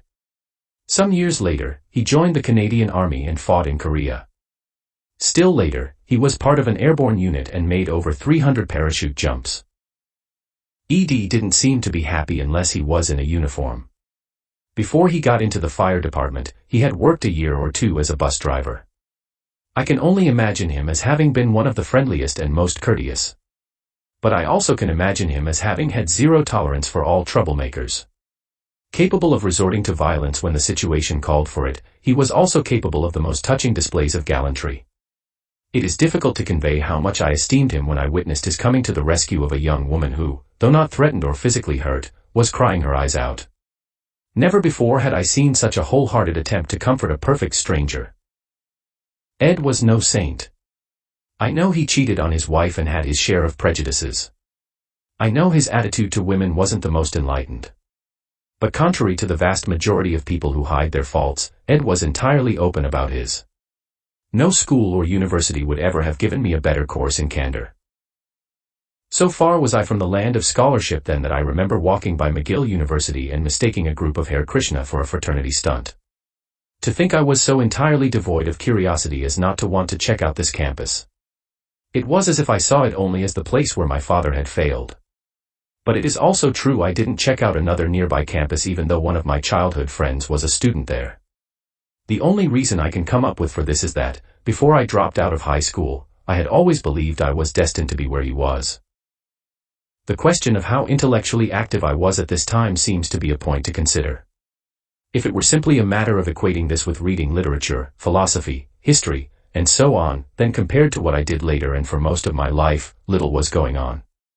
Only 5 books come to mind that were read during my stay in Montreal: Homer's The Odyssey, Marquis de Sade's The 120 Days of Sodom, Nietzsche's Thus Spake Zarathustra, and James Clavell's Taipan and King Rat. In reading A.S. in life, I sought diversity and challenge. I could no more rest comfortable with the enjoyable but easy than I could carry on a lot of small talk. Talk that is common and agreeable enough but that, unlike shooting the shit, is not freewheeling and eager for all sorts of controversial subjects. With no one to help me and no thought of looking for suitable introductions or commentaries, Nietzsche's poetic work, Thus Spoke Zarathustra, proved too much for me. The paradoxical utterances largely escaped me because I still followed conventional thinking about the relationship between good and evil. To be sure, I saw few examples in real life of a clear opposition between them. But such examples as there were convinced me that there must be at least an essential difference. Which brings me to the Marquis de Sade. Put sex and evil together and how bad could it get? There is no question it could get, or at least seem to get, a lot worse than anything I dared to imagine. In reading these incredible recipes for the cruelest and most disgusting forms of debauchery, did I seek justification for my own sexual deviance and animality? Such a question isn't easy to answer because the word justification isn't necessarily simple and straightforward. If it means developing a good conscience about one's libido to the point of turning oneself into a monster, then nothing changed for me after reading Sade. On the other hand, if it means soothing one's conscience over having acted this way or something like this way in the past, I don't doubt it had this justificatory and even therapeutic effect. Dragging around a bad conscience wasn't something I thought even then a worthwhile occupation. A few other things happened in Montreal that stick out in my memory. But I'm reluctant to go into them because they don't add much to themes already developed. Themes such as my sexual frustration, my violent temper, my foolishness, my tendency to be a loner, my hero worshipping, and my powers of observation and self-observation. In truth, so much was I the spectator of myself that I often thought it inhibited me in my actions. This was particularly the case when I was socially interacting with people who I didn't know very well. It seemed then that I was hyperconscious of any false moves, hesitations, exaggerations, cliched expressions, and so on. How much depends on being a good speaker and a good actor. Yet in order to be this, one needs to forgive a good deal in oneself that is false, put on, show, quackery, deception, and downright dishonesty. Strange to think that, though I found these elements to be morally repellent in myself, I envied those who, like Rameau's nephew, went straight to their objectives without such scruples. Dry and unpalatable, that is how I often appeared to myself. It seemed to be very difficult to reconcile wanting to be a swashbuckling hero with the desire to develop as some hitherto unknown and unnamed researcher. Fear of deceiving others sprang largely from my fear of deceiving myself. From my fear that, unlike Rameau's nephew, I wouldn't be able to keep the one from overtaking and consuming the other. So vital did it seem then to avoid falsity and deception that it was often at the cost of being heavy and lugubrious in the midst of light chatter. My half-year stint as a car jockey came to a messy end. I got into a bitter squabble with one of the regular customers. I had reached a point where keeping the job didn't matter. It was springtime and the road beckoned. Though I loved Montreal, living and working downtown as I was had lost its savor. Lethargy.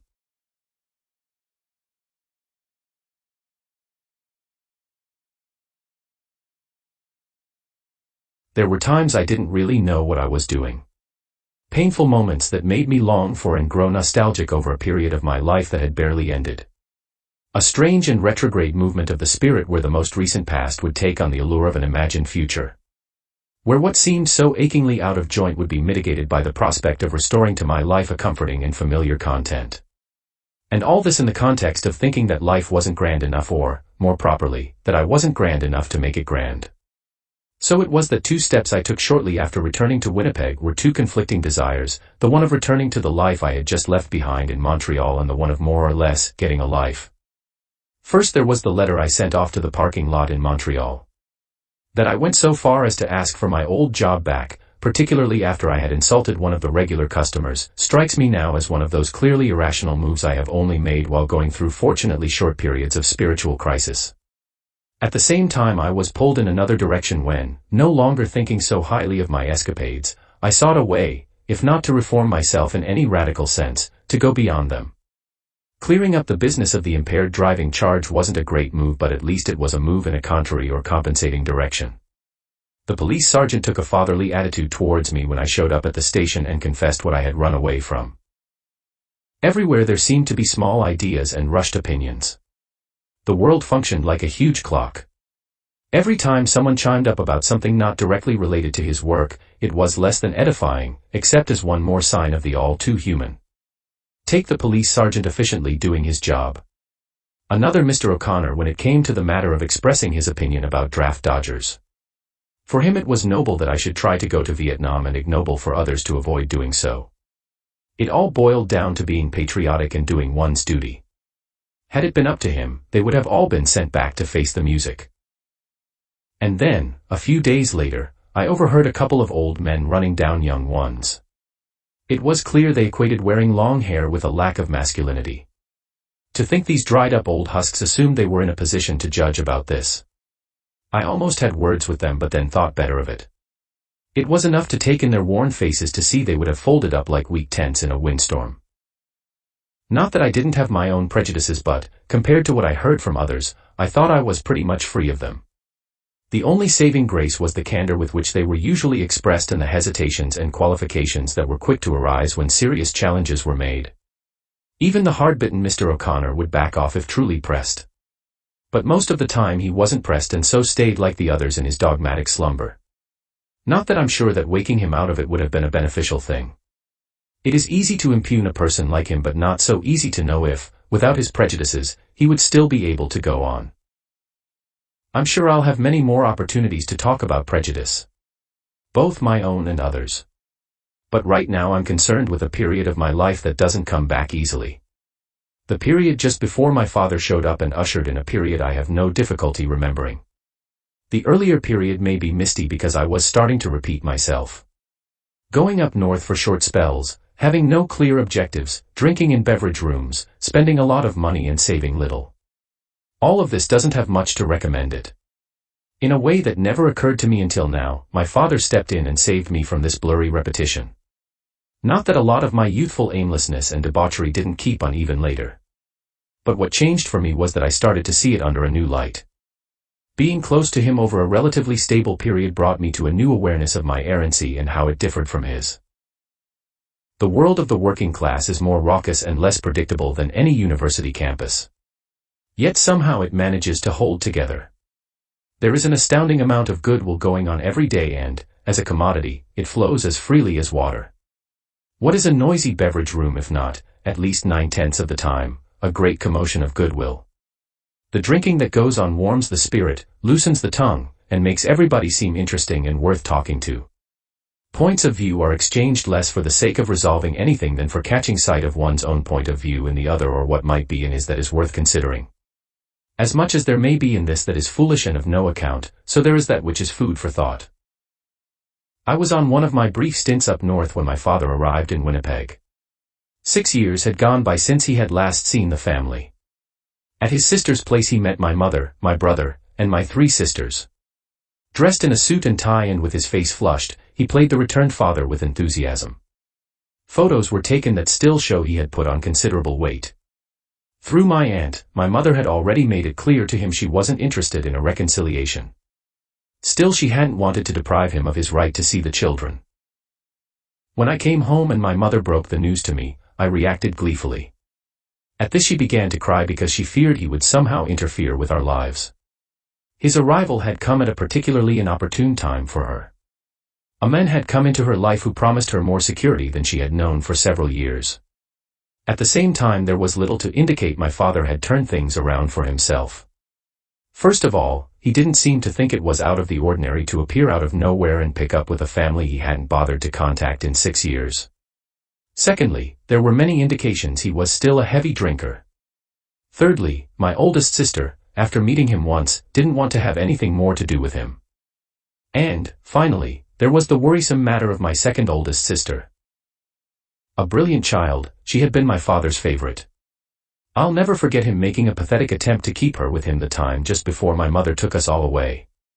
Like the attempt to reconcile with my mother, it was something half-hearted and quickly abandoned. Now she was 15 and anorexic. She kept a cool enough head but also kept a lot locked up inside. A supper was scheduled. My father was hosting it. My mother and my oldest sister decided not to come. My very thin 15-year-old sister and I took the bus to the restaurant. My flush-faced, genial, overweight, children-loving father. How happy he was to see me. How heartily he clasped my hand, hugged me around the shoulder, and kissed my cheek.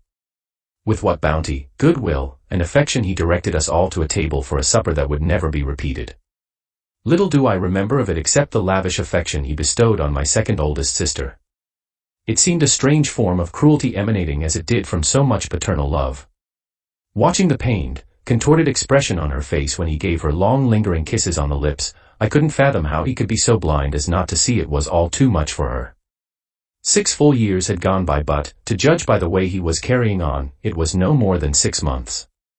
His intentions were not dishonorable but there was still something excessive about his affection.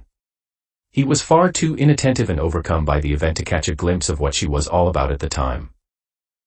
Shortly after the supper was over, my still quite young brother and my 2 sisters left. My father and I spent the rest of a long evening together. What truths were told that night have been drowned in the river Lethe. I don't suspect he made much of an attempt to give an account of himself. But then again I could be wrong. It happened and that's all there is to it. I loved your mother and I still love her. I can't give you answers to all your questions. I can't tell you why I let it all go. I can't even tell you why I came here. I've been fucked up for a long time. I get by the best way I can. I don't go in for analyzing why it's the way it is. I tried that and there's always somebody missing the point. I am what I am, that's the point. They all want you to be something you're not. Even your mother was like that. Just go along. Be like everyone else. Why can't you? That was what she said. Make sure to put on a smiling face even when you've no reason to be smiling. And make sure to kiss us a bit otherwise you won't get ahead. You'll be left out of the loop. And don't let those minor humiliations get to you. The ones you have to put up with every day. Like the kid 15 years your junior they hire and put over your head. Yeah, take it all in stride. But then one day I couldn't. I'd taken it for a while and then I couldn't take it anymore. I blew it all right back in their faces. And so then I was out in the cold and no chance of getting back. That's the reason I ended up selling insurance. More of the same. Couldn't put on a happy face every day morning, noon and night. Even to save home and family. So there it is. I fucked up and let everything go. But don't think I didn't try to keep it together for you, your mom, and the rest of the kids. It's just I couldn't play the game. Whatever our rapport was to be later, it was good that night. No doubt the abundant flow of alcohol played its part. Without feeling the least resentment towards my mother or being aggrieved by anything she had done, I was happy to have this opportunity to renew with my father. I was also excited by the prospect of going to Kingston. Everything was settled while we were still in our cups. Only now does it strike me as being somewhat remiss on his part not to have worried about my schooling. Kingston. I have sometimes the feeling that my path is more rough-strewn, doubtful, heterogeneous, and wayward than it should be.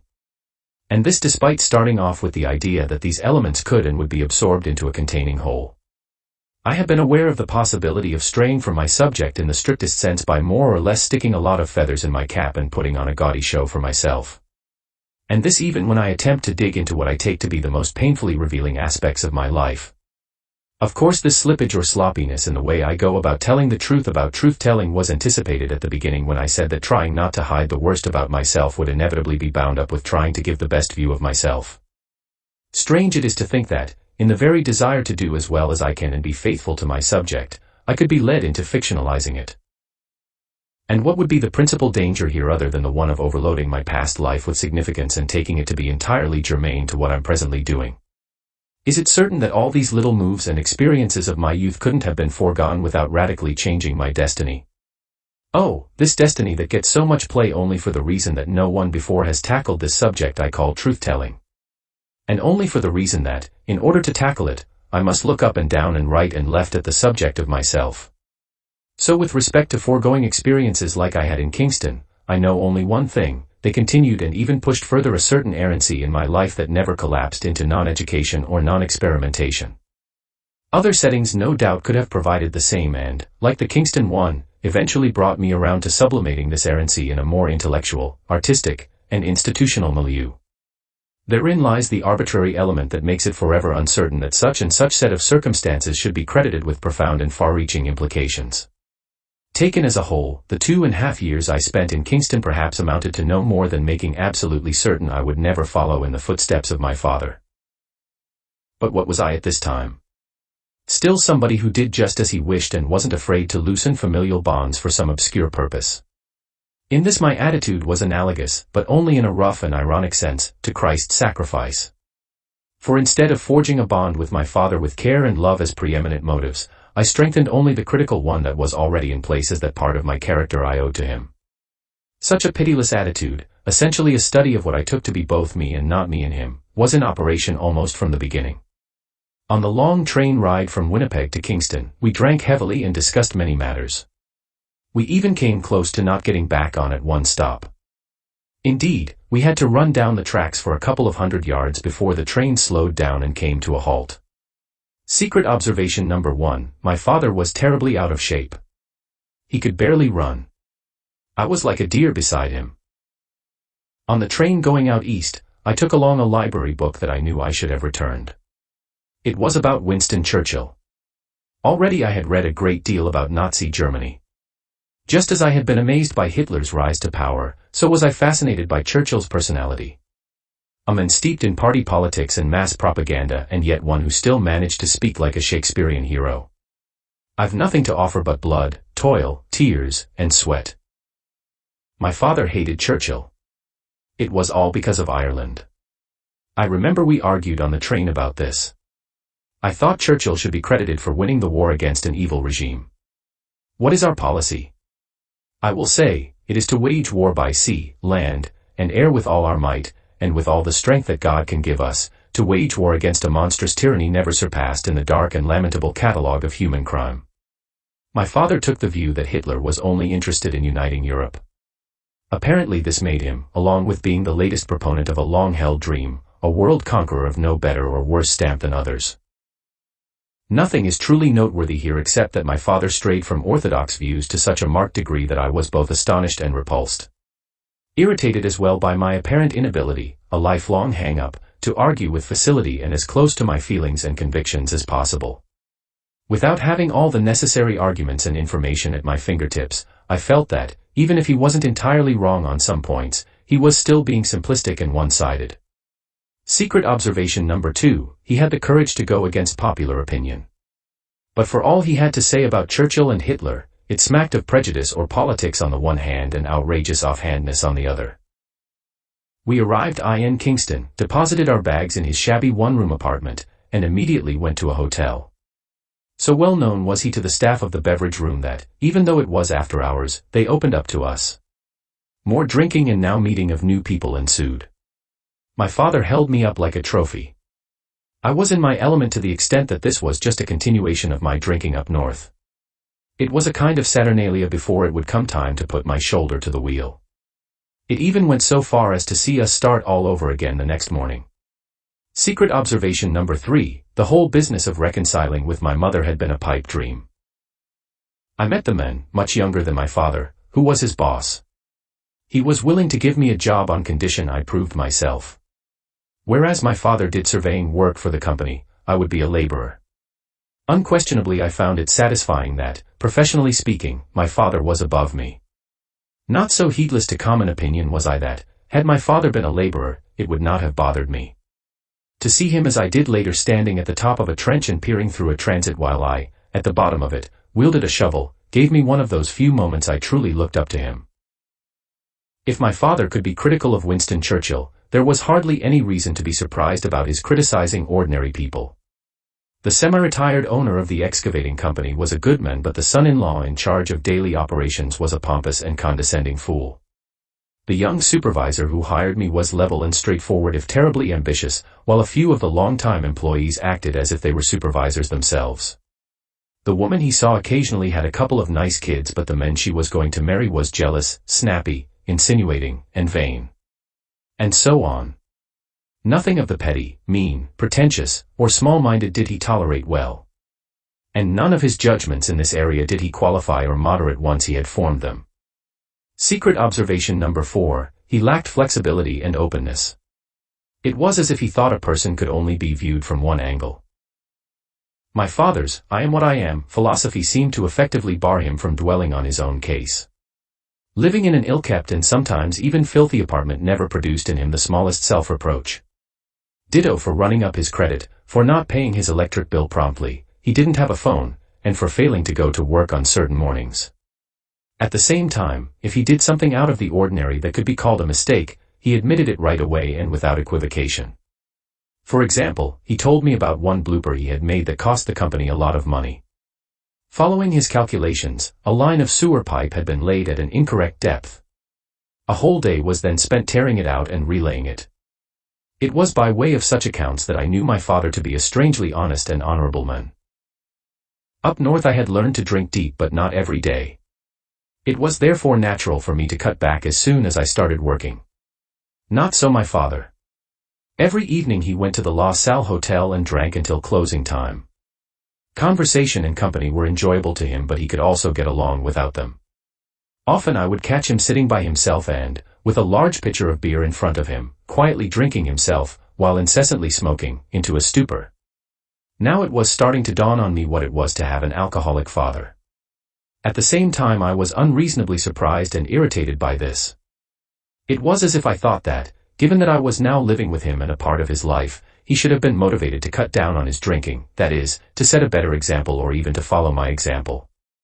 In short, to abandon his, I am what I am, philosophy that had already been declared to me by him and sworn to. Even then I had mixed feelings about this philosophy. On the one hand, it seemed to account for his honesty and dignity. On the other, it seemed to be not much more than an excuse for not doing much or not thinking deeply. Instead of a play and tension between the idealistic and the egoistic, instead of the first never being so self-assured as not to suffer from its impurity or the second never so blind as not to seek to rectify or at least address this matter, there was paralysis, breakdown, and lethargy. Instead of an inner dialogue carrying the world to him and showing it to be his most intimate partner in virtue as well as in vice, there was an overall resignation to or contentment with the moral distance between him and it. More particularly, to the world most eager to appear successful and respectable.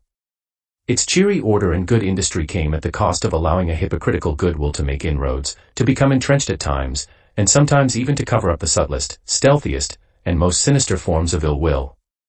To this world my father could only relate with moral repugnance and condemnation. Whatever first inspired this revulsion in him is not known to me. Nonetheless, I think it would be fair to say it did him honor while at the same time seriously handicapping him. For it rendered him not sufficiently flexible, open, and accommodating for the world towards which he thought himself destined. A world going beyond the working world of his father, and therefore precisely the one which he impugned and discredited. Such a paradoxical state of affairs could only have been the result of some youthful illusion. Some thought of cutting a new path in the professional world and conquering in an area where others had given way and acceded to the demands of circumstance and convention. Some gross self-deception and naivety, in other words, which probably came to an end along with his highest hopes as early as his university days. Forever after he was caught between the working world, which he had at first wanted to surpass, and the one to which he had never properly succeeded. While his heart led him towards the first, his head inclined him towards the second. And without ever being able to bring the two together, he remained scornful of what had not yielded ground to him, of what wouldn't change without changing him. But little was I inclined at 19 to analyze these matters. Living in the same single-room apartment as he, I was also too close to him not to be discomfited by his excessive drinking and other bad habits. Still plagued by his psoriasis, he incessantly scratched away at his scaly sores and let the dried pieces of skin fall where they may. As a result, not only was the floor covered with them but so were his bed sheets and clothes. Since he made little effort to clean up these filthy leavings, it was largely left to me. Strange to think he should have accused me of being overzealous in the matter of cleanliness. Of being too much like my mother. For the truth of the matter is that she excelled me in this as much as I my father. Our home in Chambly was kept so clean and tidy that it would have passed the most rigorous inspection. With such images in my head, I couldn't help but think that my father not only did her an injustice but had lost all sense of the insalubrious state he had fallen into. Things might have come to a head earlier if I hadn't gotten sick for a week. Bedridden by a particularly bad bout of flu, I saw my father act with efficiency and consideration in tending to me. At the same time, there was nothing indulgent or emotional in the way he went about it. This more professional than paternal attitude carried over to the job site where he rarely spoke to me. It was as if he didn't want to be accused of having used his influence to get me hired or in preventing me, if such were ever to happen, from being laid off. Such displays of dignity and standoffishness suited well the sober side of his character. His drunken side had other displays that in some sense made a mockery of these. One habit that particularly irritated me was his coming home late and waking me up from a sound sleep. I didn't consider this to be a small matter because I usually had to get up very early. On the other hand, my father often slept in. The company allowed him such liberties. Generally what he would do is noisily get himself a cup of tea. But one night he went so far as to stretch out on his bed and, still fully dressed, fall asleep with the kettle boiling. I got up to turn the element off and then noticed he was still clutching a lit cigarette. Such a degree of carelessness was too much for me. The next time he came in late I wasn't a person to be bandied with. Though I certainly can't pass breezily over this incident, I don't want to go into a lot of unnecessary detail. Essentially what happened was that my father came in late one night with Bridget, the woman whose 2 kids he loved and fiancée he despised. When I interfered with their TV watching, I had been in bed long before they came in. He made a drunken charge at me. Worked up into a white heat, I repelled the attack and then, after having picked him off his feet and thrown him to the floor, proceeded to pummel him about the head. It was a nasty business and I sensed this even while I was doing it. Thinking about it later, I wondered whether I was unconsciously getting back at him for having done something similar to me 6 years before. But now that I'm much more removed from the incident and can look back over my whole life, and other acts of violence, I doubt this was the case. The issue of my predilection for violence and its relation to truth-telling shouldn't be ignored any more now than before. Although it certainly got me into situations that most people would disapprove of, I'm not terribly put out by this. For I know well enough that, in the moral and political spheres, most people rely little on personal inquiry, either in the sense of inquiring into themselves or some particular case at hand, and a great deal on common opinion and received ideas.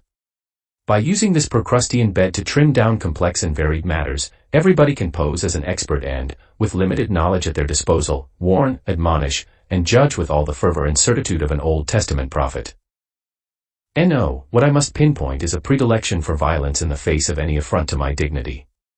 Whether this comes from a drunken father in Kingston, a would-be usurper and gigolo in Winnipeg, or a loutish kitchen worker up north matters less to me than the fact that, where my honor is at stake, I have always been prepared to do battle.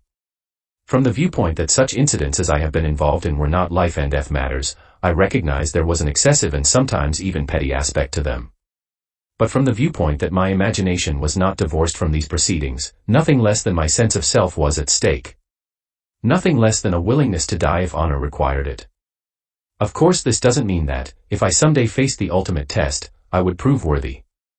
It only means that every lesser situation has so far never found me wanting. What worse affront can there be than someone saying to another, "Everything I have heard you tell me is false from the ground up"? I know that truth-tellers generally don't do this. They generally don't go out of their way to insult one another. In fact, they generally proceed with as much goodwill and cooperation as rivalry. I know they avoid the personal and treat the conclusions if not the convictions of others as mistakes in need of correction.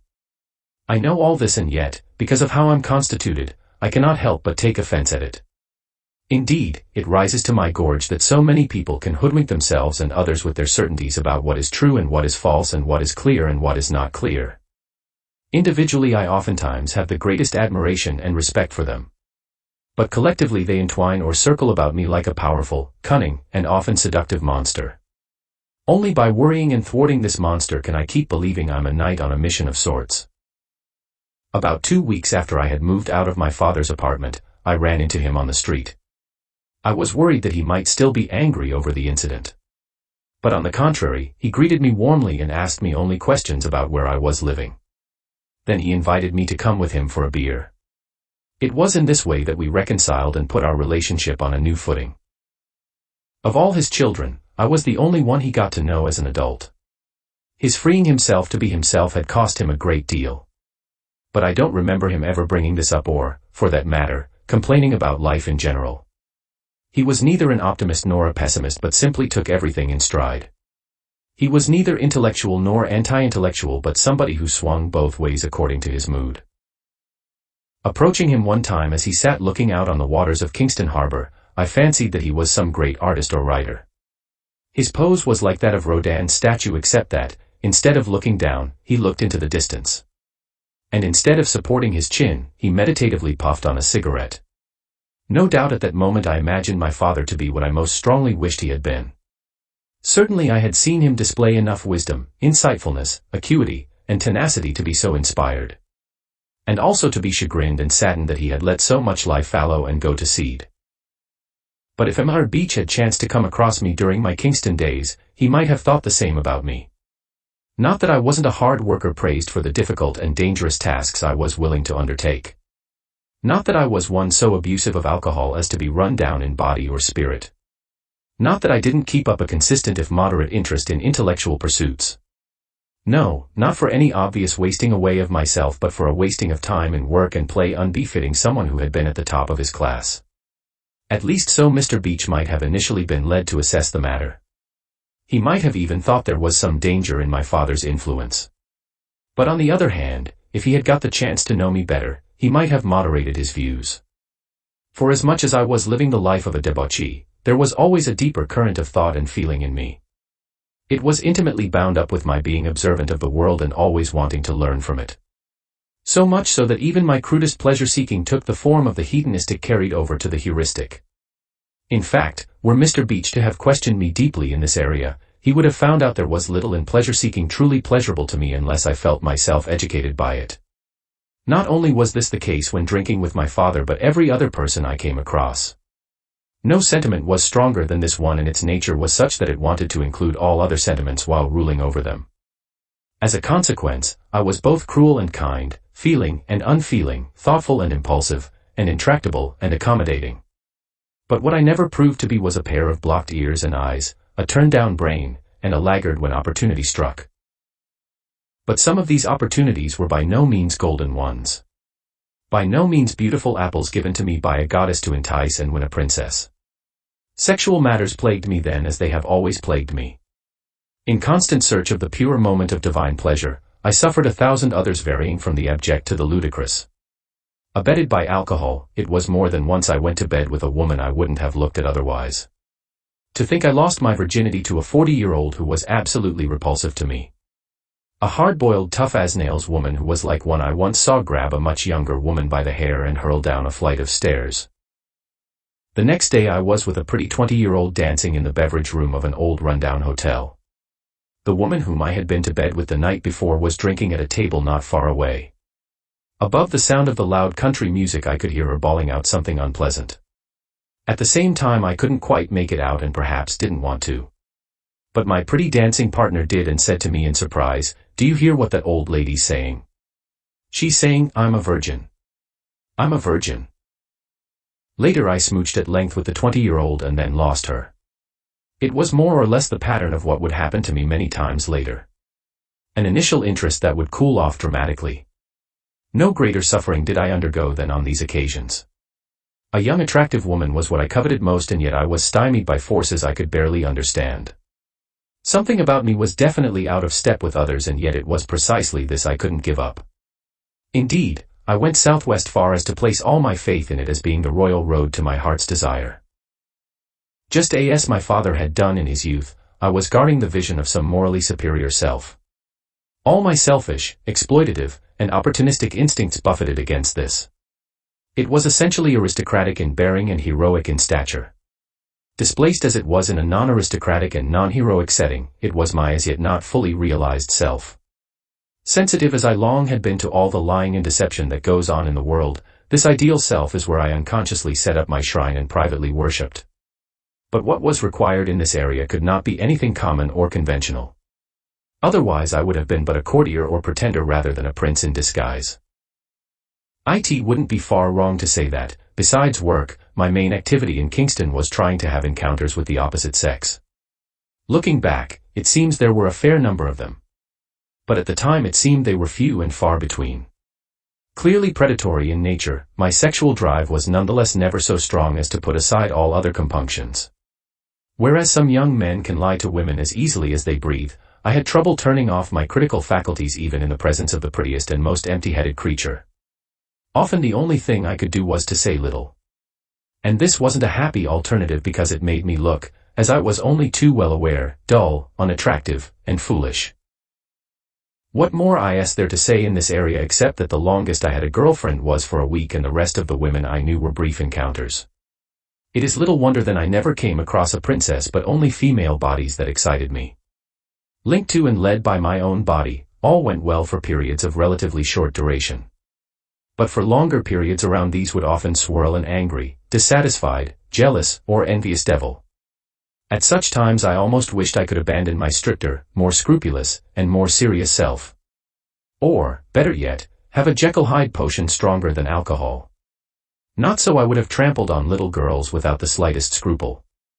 At least not in the literal sense. But in the metaphorical sense perhaps this is what I wished for. Then I could have been a member of an elite group who, applying all craft to their trade, go about achieving their ends while scoffing at moralists. There was one princess I saw only from afar. A young lady whom I looked up to but never dared call up. She was a parachutist like me who made a powerful impression. It was the day of her maiden jump and she was unlucky enough to have a malfunction of her main chute. But with the help of the ground instructor and the radio, she was able to get clear of it, open her reserve, and arrive safely to the ground. A sizable crowd was at the airport that day and naturally she was the center of attention. She was only 17 but, despite her harrowing experience, showed considerable poise. It was then she was told that, if she wished to continue with the sport, she should follow the example of the novice rider who, thrown from his mount, gets back on. Without any hesitation, she told the instructor she was ready to go up a second time. Since I was scheduled to make a jump, it happened that she and I boarded the plane together. When we arrived at the 3,000-foot level, I went out on the first run and she went out on the second. Later I continued to think about these events. I knew I had accomplished something that day by going back to skydiving after a serious injury. But at the same time I felt humbled by what she had done. Perhaps I had to leave her alone in order to keep her perfect. Perhaps I was simply a coward. The fact is I never called her up or made any advances towards her. I was certainly not a moral compass always pointing true north in those days any more than I was later. Certain conditions in fact could make the needle waver considerably. Take the case of when I spotted a young woman walking unsteadily down the road. From where I was living then, a converted roadside restaurant, I could see she was lithe and appealing. I quickly jumped into my car and drove out to her. Offering her a lift, I somehow ended up taking her back to my place. Intoxicated but still in control of herself, she was ready to have sex with me. Yet she was not so loose or immoral as not to warn me she had been diagnosed with VD. In light of this, we decided to stretch out on the bed and simply play with ourselves. When I had an erection, she started to masturbate me. Growing impatient with her less than expert technique, I finally took over the job. To my great embarrassment, she then cried out, "What do you need me for?" So it was. There was no woman I wanted who was either not an untouchable princess or a prostitute. For me this has never been a moral problem to be corrected. It has only been a moral problem I have had to live with. A problem more similar to having a mental or physical disability than a bad habit. But it was also a problem I habitually refrained from analyzing and drawing any conclusions. In this way I could continue to live with the illusion that all my strongest desires, both physical and mental, would one day come together. So too it was the way I could juggle between being a fool and a satyr on the one hand and a sage and a saint on the other. When I look back on my Kingston days, what strikes me is the heterogeneity of my experiences. Everything from taking in a conference at a local community college and going sailing out on Lake Ontario with a well-off couple to getting into bar fights and tasting the inside of a jail. This drive to experience many different things, although modified in later years, has always been with me. It even went so far in Kingston as to take me down to ground zero at the intellectual level. To poke around, look under a few rocks, and see what forms of life there were. Perhaps no more robust specimen of ignorance did I ever come across than the tough-as-nails waiter in the rundown hotel where I danced that one time with the pretty 20-year-old. 30 years old, short of stature, and solidly built, he was definitely not somebody to get on the wrong side of. Yet I managed to do so on more than one occasion and for reasons which, to this day, remain vague. But a couple of things are certain. One is that Kenny had a hair-trigger temper and the other is that he took as gospel whatever anybody told him with a straight face and a confident voice. Such a mind, so oblivious to any principle of verification, moves ahead like a bulldozer. For Kenny, it was not to be denied that Canadian troops had won the Second World War. It was not to be thought that, simply because they had constituted only a small fraction of the Allied forces, they hadn't won every decisive battle. His argument was that his uncle had fought overseas and witnessed everything firsthand. Kenny had a friend called Carl. Carl was somebody I worked with who had become a friend of mine. Kenny looked up to Carl because Carl was even tougher and more hot-tempered than he was. But Carl was much smarter than Kenny and so kept his cool most of the time. Because Kenny was so devoted to Carl, he was jealous that I was Carl's friend. So one day he picked a fight with me. It was shortly after I had seriously injured myself on my first parachute jump. Although Kenny was well informed about my injury, he was also well informed about some rumor I was planning to kick his butt. Since it never occurred to him I would have had to have been a fool to get in a fight with him or anyone else in the condition I was, he thought little of belting me in the mouth and sending me back to the hospital. Then there was that fellow I met one time in the La Salle Hotel who railed against discrimination and prejudice. He bent my ear for half an hour telling me how blacks and natives were the best of people and how much it angered him to see the way they were treated. Although sounding a bit cliched and over-emphatic, he at least didn't contradict himself until it came time to say something about the Chinese. Kingston was full of Chinese restaurants and it made me wince sometimes to see how the staff were treated. Yet my friend in the La Salle Hotel, so concerned about the plight of the Negro down south and the plight of the Indian up north, came out with, "But those damn Chinese," to express how he felt about those in Kingston. One thing I couldn't understand was my father's infatuation with detective magazines. His apartment was littered with them. Their glossy covers invariably depicted a murdered woman with her clothes in disarray. I don't remember ever questioning him about it, but I do remember peeking through a few of them. But the thought of a steady diet of them was as repulsive to me as the thought of always eating junk food. Apart from the mind-numbing sameness of them was the barely disguised pornographic content. Pornography has always symbolized for me the failure of a not inconsiderable segment of the male sex to get all it wanted. Although I was most definitely part of this segment, I wasn't prepared to put a sign on my head and let everyone know it. I wasn't even prepared to let it be evident to myself.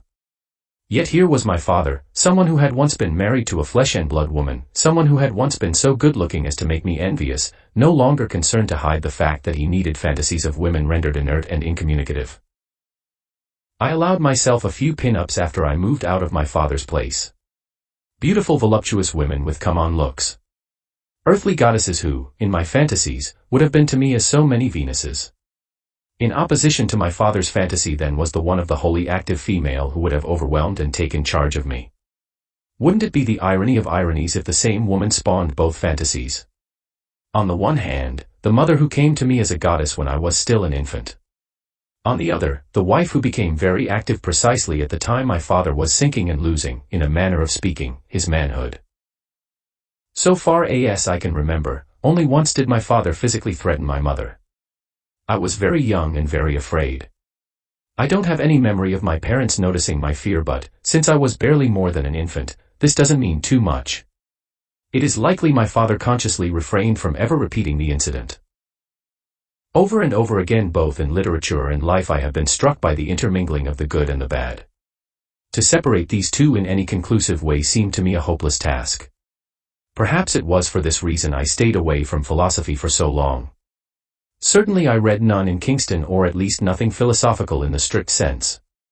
I have difficulty remembering exactly what I did read, but I suspect that, among other things, a few novels were digested. After all, this was something I had developed a taste for in childhood. I remember having received Treasure Island as a gift one Christmas in Chambly, and, God only knows, the character of Long John Silver intrigued me. In Kingston I came across a similar character who was also a fascinating mix of the best and worst impulses. His name was Carl, and, the first time I laid eyes on him, he had just started working for the excavation company. Tall and sturdily built, his thick shoulders and powerful arms drew attention away from the bit of flab starting to collect about his waist. Along with these traits were his long hair, regular features, alert eyes, and biker's mustache. Working alongside him, I noticed he had a tattoo on his arm. It was a devil's head underneath of which was written 1%ers. I questioned him about it and, in the most unassuming voice, he told me it was an insignia representing his membership in a motorcycle club. The logo expressed the members' view of themselves as a sort of visible minority. I soon learned that Carl was no longer an active member of this club, that in fact was a gang of bikers. From the ages of 20 to 25, he had been the president of the Kingston chapter of the Satan's Choice Motorcycle Club, and then, to avoid further scrapes with the law and spending time in jail, he quit. For the past 4 years he had lived his life in the humbler but more respectable way of grinding out a living. But his early days as an outlaw were not forgotten by the powers that be. A year or so later, after I had gotten to know him much better, he revealed to me, and with the only trace of anguish I had ever detected in him, how a request that he and his wife had made to adopt a child had been turned down. But it wasn't long before I found out that the easygoing ex-biker who half-heartedly went about his work had another side to him. On a late Friday afternoon, after putting in our shift, I went with Carl to one of his favorite haunts. No sooner did we enter the beverage room of the rundown hotel and get to a table than I felt as if I were with another person. As if I were with the Prince of Thieves who everyone knew, everyone admired, and everyone had a good word for. "Hi, Carl. Hi, Carl. Hi, Carl, how you doin', Carl? What'll it be, Carl? Say, Carl, how you keepin'?" To everyone who spoke to him, Carl had the right answer. It was either witty or bawdy or serious or straight or sarcastic or angry, but never dull. Truly I was amazed to see the energy he expended in his leisure time, because it was almost in inverse proportion to what he expended at work. But even more surprising was the force of his personality. It would take me a while to realize that these downtown bars and beverage rooms were Carl's fiefdom, where all paid homage to him. Generally speaking, Carl's manner was jovial, boisterous, and friendly. So much so that I was little prepared for a brief incident that, despite its relative insignificance, was one of the most concentrated moments of violence I have ever witnessed. In fact, it happened so fast it was over before I knew it. Someone at a nearby table, an older man, said something to Carl that was either deprecating or dismissive. To this day I'm not sure what it was.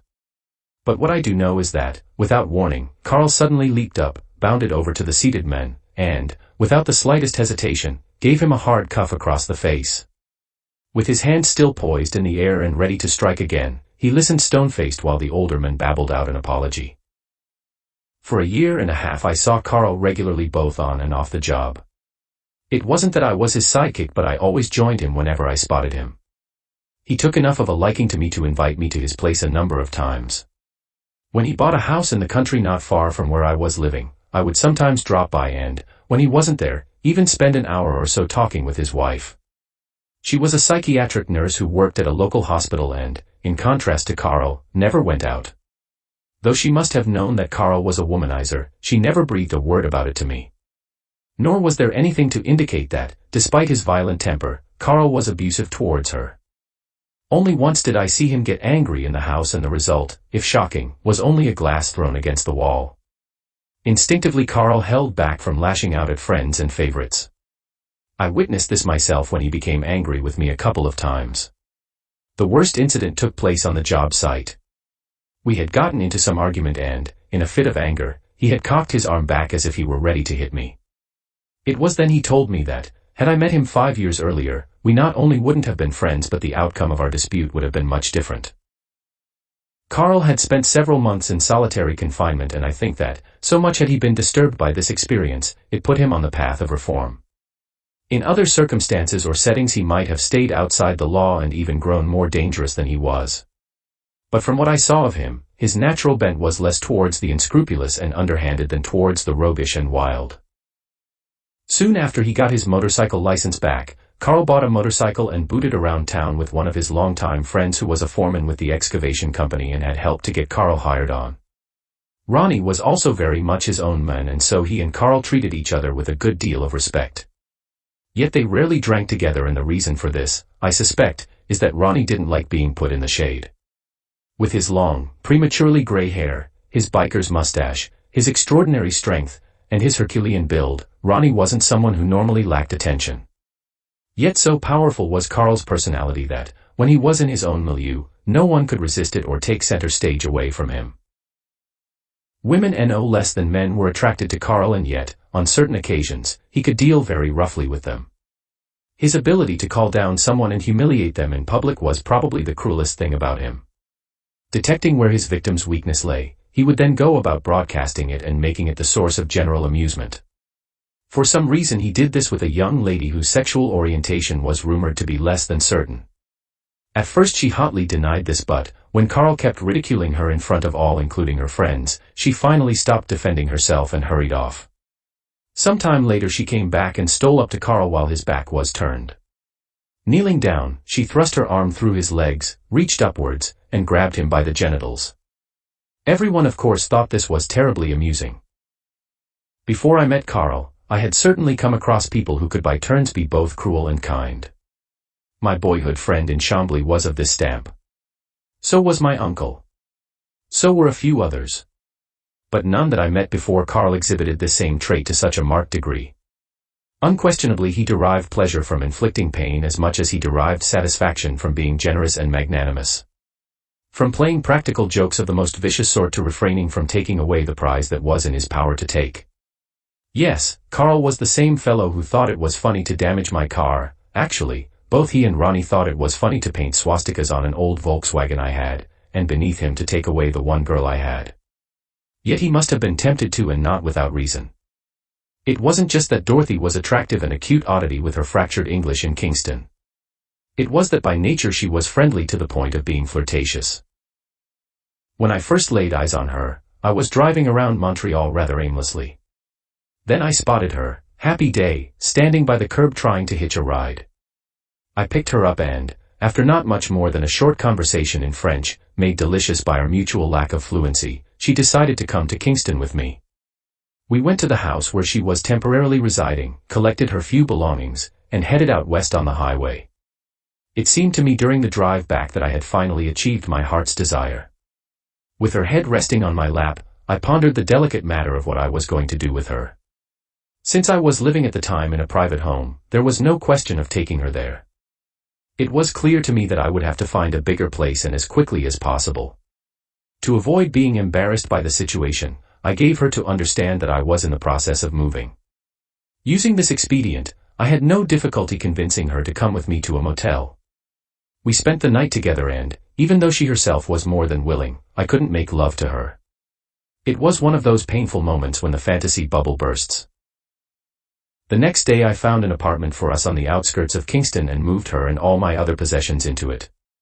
Yes, Dorothy was a woman to possess and, as I would soon find out, also a woman to be dispossessed of. Not much more than 5 feet tall, she was pretty without being beautiful.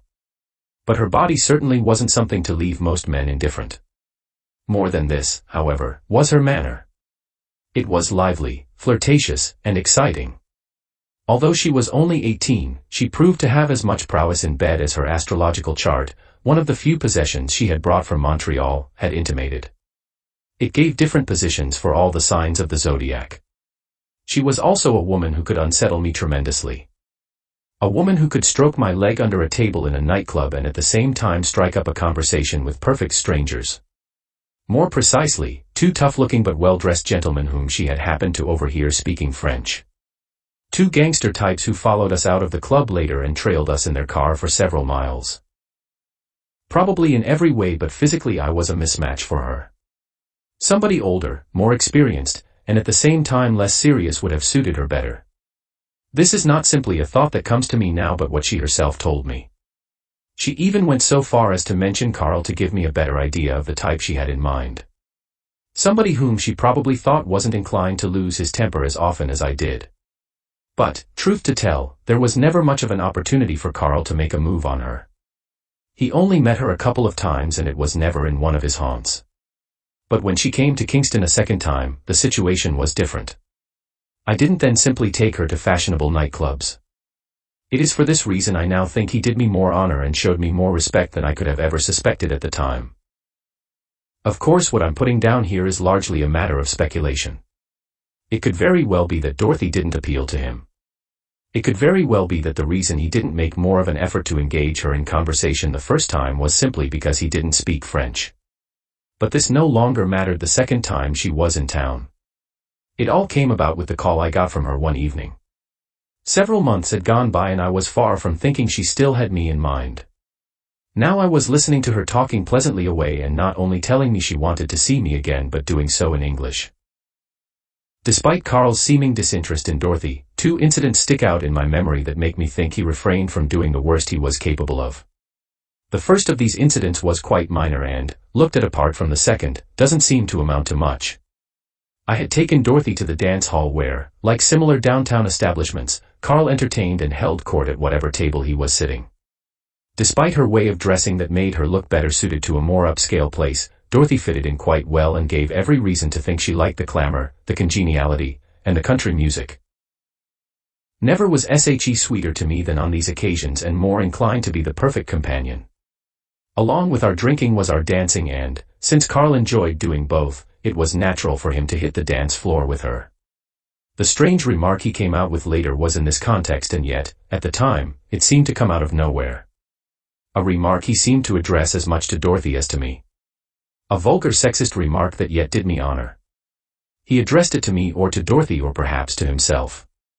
He said, "Dames are a dime a dozen but a friend's a friend." I pretty much lost Dorothy the second time as I did the first. By way of arguing and not giving in. By way of not seeming to have a conciliatory bone in my body. All the disputes were of a petty nature. When she announced finally she wanted to clear out and go back to Montreal, I made no effort to change her mind. Rather it was with as much indifference as I could muster that I took her to the train station and left her there. The last image I had of her was of her gaily chatting away with the clerk in the ticket office. Like other immoralists, I don't think it requires great strength of character to denounce a passion one isn't capable of or to refrain from acts totally contrary to one's nature. The most that can be said is that such widespread practices have a social value that tends to attribute to these moralists more virtue than, if they thoroughly examined themselves, they would take credit for. It is the collective voice of society that both prescribes this value and, by investing each and every member with its weight and authority, makes morality less a matter of struggling against uncertainty than practiced observation. The second incident came as a great shock to me. It happened some time after Dorothy had gone back to Montreal. In the Grand Hotel, which was anything but grand, the scene unfolded. It was something to wonder at when the young couple wandered in one day. Southwest out of place did they look that they seemed better suited to a high school prom than a rough downtown bar. The exact sequence of events escapes me, but I do remember that Carl was soon seated at their table. I myself continued to drink with some regular customers, all of whom were of course his friends. But every so often I would peer over at them to see what was going on. The first thing I noticed was that, contrary to his usual way of behaving, or at least with those he considered friends, Carl had engaged the girl in conversation while totally ignoring the boy. Seeing him sitting there looking so forlorn, I couldn't help but put myself in his shoes.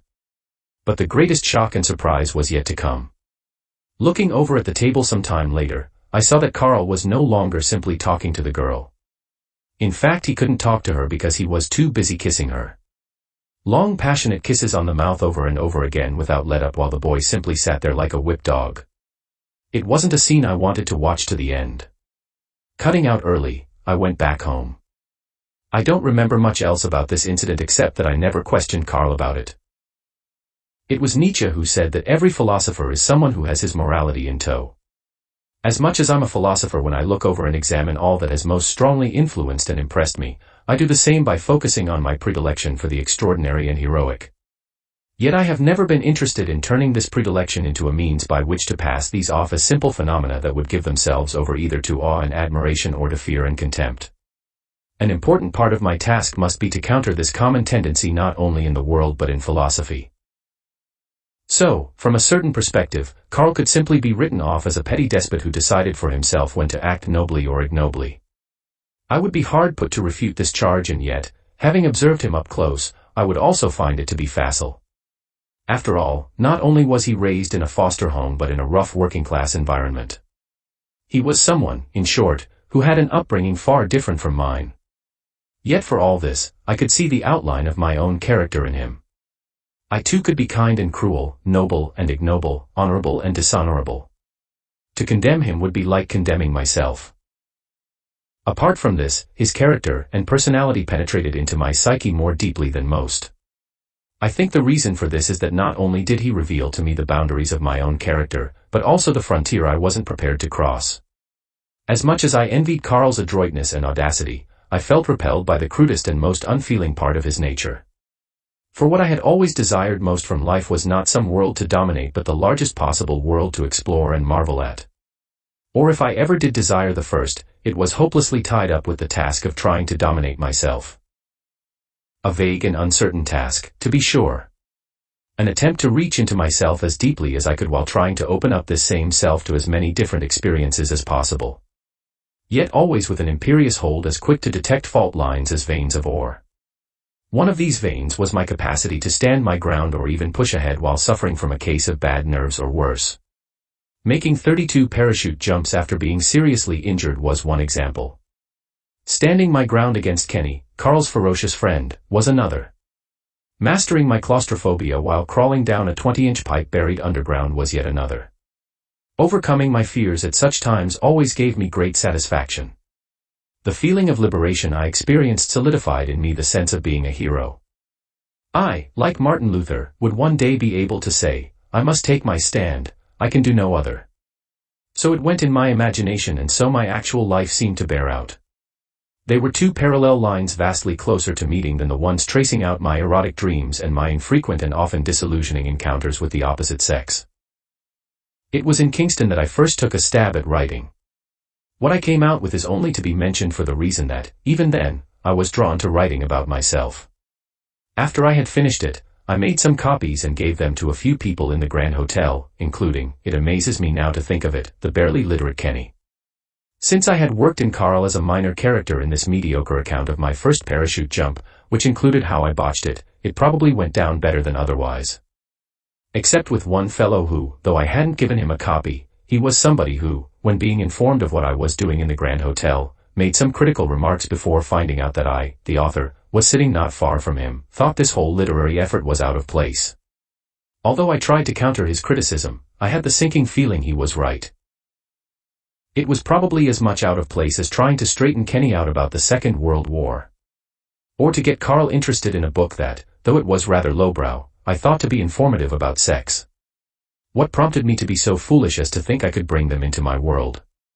Or was I simply trying to see if I could extend my world into theirs? If so, the bar critic's remark in the Grand Hotel brought home to me that these efforts could be read as pathetic displays of middle-class pride and presumption. Clearly I had been moving through their world and adapting to their ways while giving out signals I wasn't to be taken for one of them. I could bring up a number of other incidents to show I was more interested in going to a school of straight talk in Kingston than learning to be a thoroughly respectable citizen. On the job and elsewhere, I was never forced to curry favor, to deal in half-truths, to feign a goodwill or mask its contrary. I never had to be the kind of person who says something like, "Don't get angry, get even." Never were plots and stratagems a part of my life. Yet no more does it seem possible to argue for the moral superiority of this direction than the other one. There are no scales to measure and compare all the hypocrisy and deception to be found along one path and all the meanness and violence along the other. Strange to think that this school of straight talk would one day lead me to think that truth-telling in its generality can be anything but straight. During the Kingston period and for some time after, I tended to view all discussion as arising out of a given context that could conclusively settle this or that. As the case with the vast majority of people, I thought that whatever elements happened to elude this context were largely unimportant. So it seemed to be for virtually all matters I came across, and, since I didn't study philosophy, I had no reason to doubt this state of affairs. Nor to doubt that all opposite things were essentially different and, in most cases, wholly pure and apart from each other. Truth and falsehood were no more crossed than a dream in the real world. Carrying this doctrine into the realm of sex, I couldn't conceive of a continuum between male and female any more than between earth and water. Any other way of looking at things seemed like anarchy, overthrow, mayhem, nonsense.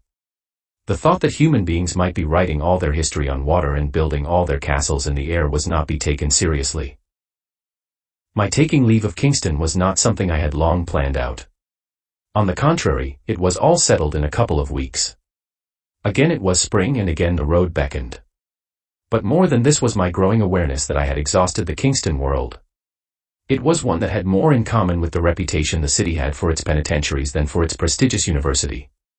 Like Kipling's young hero in Captains Courageous, I had come to this rougher world from another and found I could make my way in it.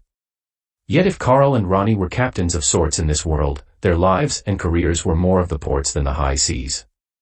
Something then was falling short of bringing life to the full screen of my imagination. Something still beckoned that resembled sailing on the high seas and going where others had not dared to venture. A slow change of direction. After leaving Kingston and coming back home, a more regulated errancy started to come into my life. An often strained and grotesque balancing act between being true to myself and moderating my behavior. Perhaps the clearest indication of the second was abruptly cutting back on my drinking and of the first doing so without fuss or difficulty. But of course something is always left out when I credit to myself these Prince Harry-like growths. For as true as they may be, it gives no indication of an often uncertain and sometimes floundering persona that, though not visible to the world, was more than well acquainted with the private chambers of my mind.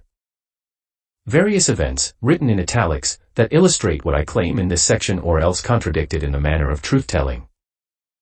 Things unfolded thus. As a student at Red River Community College, I heard tell of a speech competition.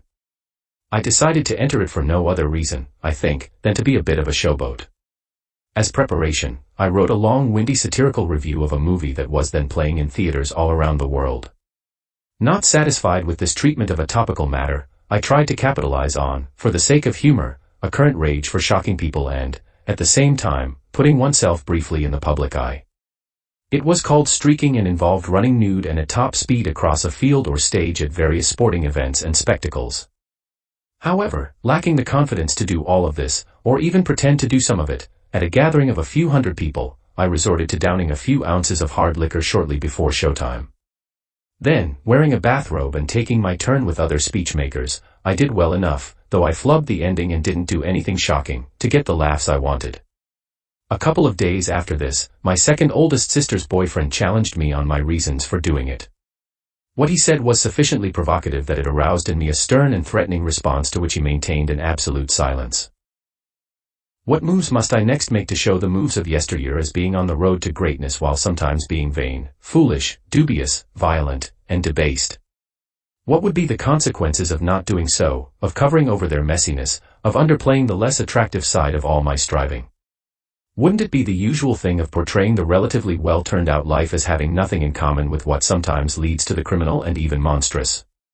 Wouldn't it be to absolve errancy as I have characterized it or characterized my life with it of any complicity in folly, in the antisocial, in ruthless ambition, or any combination of these? How am I to understand my life as having used and yet in some sense gone by these elements, as practices or fixations or, for that matter, pathologies, if I don't address them as part of my subject? There were a couple of other incidents that happened not too long after my Kingston days and were more violent and less justifiable, at least in their level of violence, than my squaring off with my second oldest sister's boyfriend. One was at our karate club's Christmas party. It involved a racial slur and a fight in a parking lot. Something to do with a black guy I was drinking with and then taking it upon myself to repair the injury. The other was up north and, although the fellow I got into a fight with was a complete fool, I myself got worked up into a white heat over nothing more than his refusal to listen to good sense and agree with me on some historical point.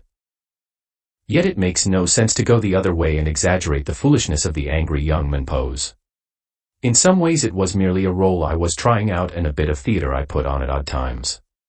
It was never accompanied with visions of hurting someone seriously and, indeed, I could no more think of myself making a treacherous move than I could imagine willingly jumping off a precipice. I seem to have this thing about being treacherous towards my sisters though. It was the youngest one I fancied after Kingston and, of course, no longer did I have the excuse of being a mere 13 or 14-year-old. She lay sleeping on the sofa one evening with her bare legs under the covers. I crept up and started feeling her. Suddenly she woke up, pulled sharply at the disturbed blanket, and, without a word, turned away from me. There is no question I started putting some order into my life. It was nothing dramatic in the beginning, but it eventually led to my going back to school and doing well.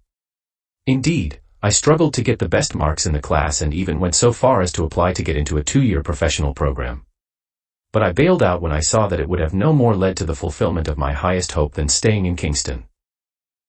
Indeed, it wasn't the best start in Winnipeg when I got into that accident.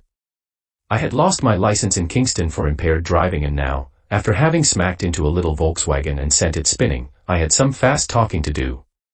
Unfortunately, the driver of the other car turned out to be an off-duty police officer. I was arrested and later had to go to court. It was humiliating and not something I wanted to repeat.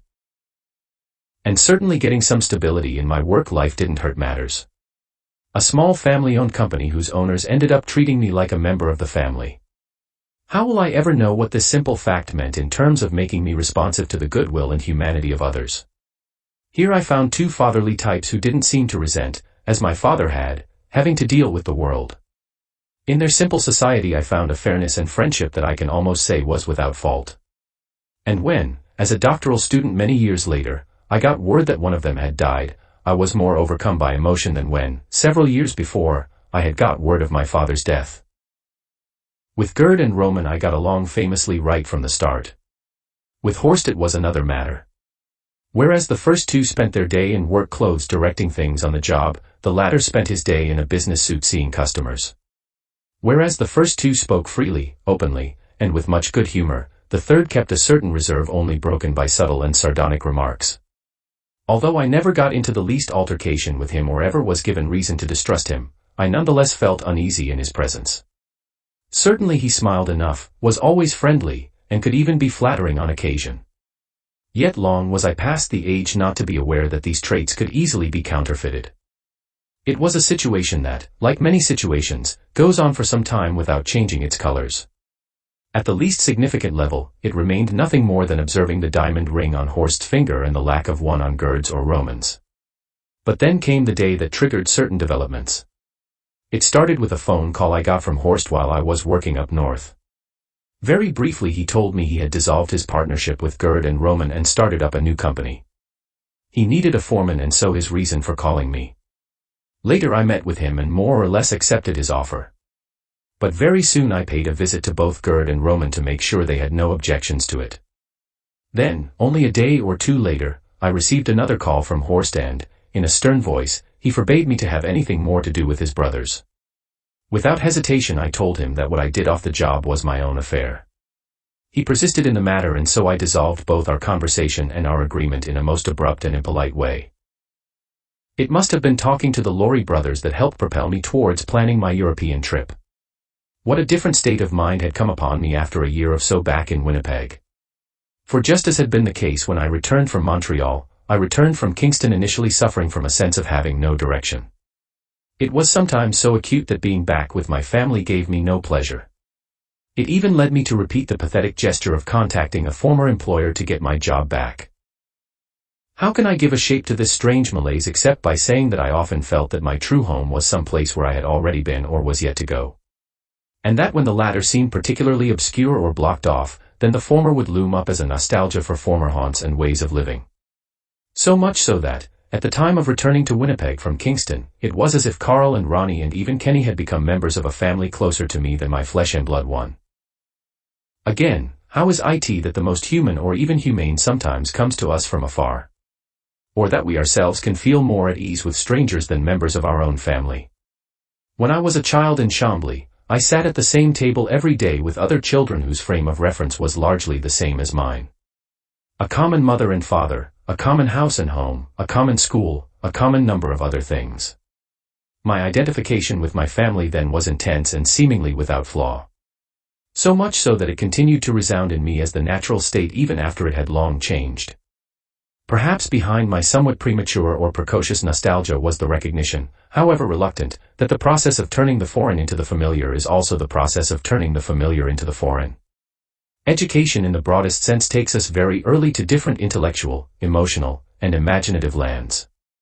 There too we find a home, and in some sense a more powerful and abiding one than all others. My brother was 16 and already in advance of me on at least one front. Tremendously outgoing and personable, he had no difficulty with the opposite sex. It was a new experience for me to meet him as an equal and sometimes a superior. My oldest sister was 20 and had already acquired a lot of poise. A tall statuesque blonde who regularly dated young men moving up in the world, she was full of social grace and with an ability to talk intelligently and candidly on many matters. My second oldest sister was 18 and a rival to me in her intelligence. Had she been a stronger person, I would have feared her as one to surpass me. My third oldest sister was 14 and, perhaps because she was still developing, didn't impress me as much as the other two. It was my youngest sister I fancied after Kingston and, of course, no longer did I have the excuse of being a mere 13 or 14-year-old.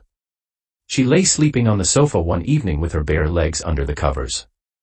I crept up and started feeling her. Suddenly she woke up, pulled sharply at the disturbed blanket, and, without a word, turned away from me. And as for my father, well, that has always been a complicated business. As complicated for me as it was for my brother to have a relationship with my mother. The long and short of it is that he was never again to be a regular presence in my life. Before I returned to Winnipeg from Kingston, my father had gone to Ireland. Then, some time later, I received a letter from him telling me he was in good health but penniless. Then, a year or so after, he popped up in Winnipeg unannounced. During his brief stay, I met with him on a few occasions. While these encounters were agreeable enough, it was somewhat strange and unsettling to come across him in these changed circumstances. How could I ever understand what he was up to or what he was about? This person who, in middle age, had hitchhiked across Canada to get to Winnipeg and then, after only a few months working up north, went to a country where, although being born there, he had no relatives he cared about or cared about him. Who would then come back for a third and final visit to his hometown and not seem troubled by the fact that his children had all become strangers. What remains to be said of this period except that I planned skillfully and at length for my great adventure. I who had never made an attempt to save up money now did so without difficulty. The rest can be summed up by saying I was absolutely fit in mind and body some 2 years after having left Kingston. First I picked up the young man. He was about 30 and on his way to the West Coast. With a friendly air and a hippie-like but mature look about him, he told me that he and a number of other people from the Toronto area, men, women, and children, had planned and set up a commune somewhere in the British Columbia wilderness. We had a chance to talk at length before I spotted 2 attractive girls hitchhiking on the highway. Stopping the car with haste and excitement, I perhaps experienced as much sexual pleasure when they pulled open the car doors as I would have if they had pulled my clothes off. Little do I remember of what we talked about from that point on, except that it was carried on in an amicable enough way. With this and some 16 hours of driving still ahead of us before we arrived in Winnipeg, I eventually ended up with one of the girls in the back seat while the guy heading for the West Coast took over the wheel. At about the same time I had purchased some liquor and, in the back seat with this girl, began to drink. I can only think now I soon got loaded, but without upsetting anyone or any disorder. And yet it was also without the desirable effect of seeing others, particularly the one beside me, follow me in my debauchery. No, this girl as well as the other one, not to mention the driver, must have kept a clear head all the way to Winnipeg. At any rate, when they finally got out to continue hitchhiking, I drove away from them alone in my car with the distinct feeling I was an out-and-out failure.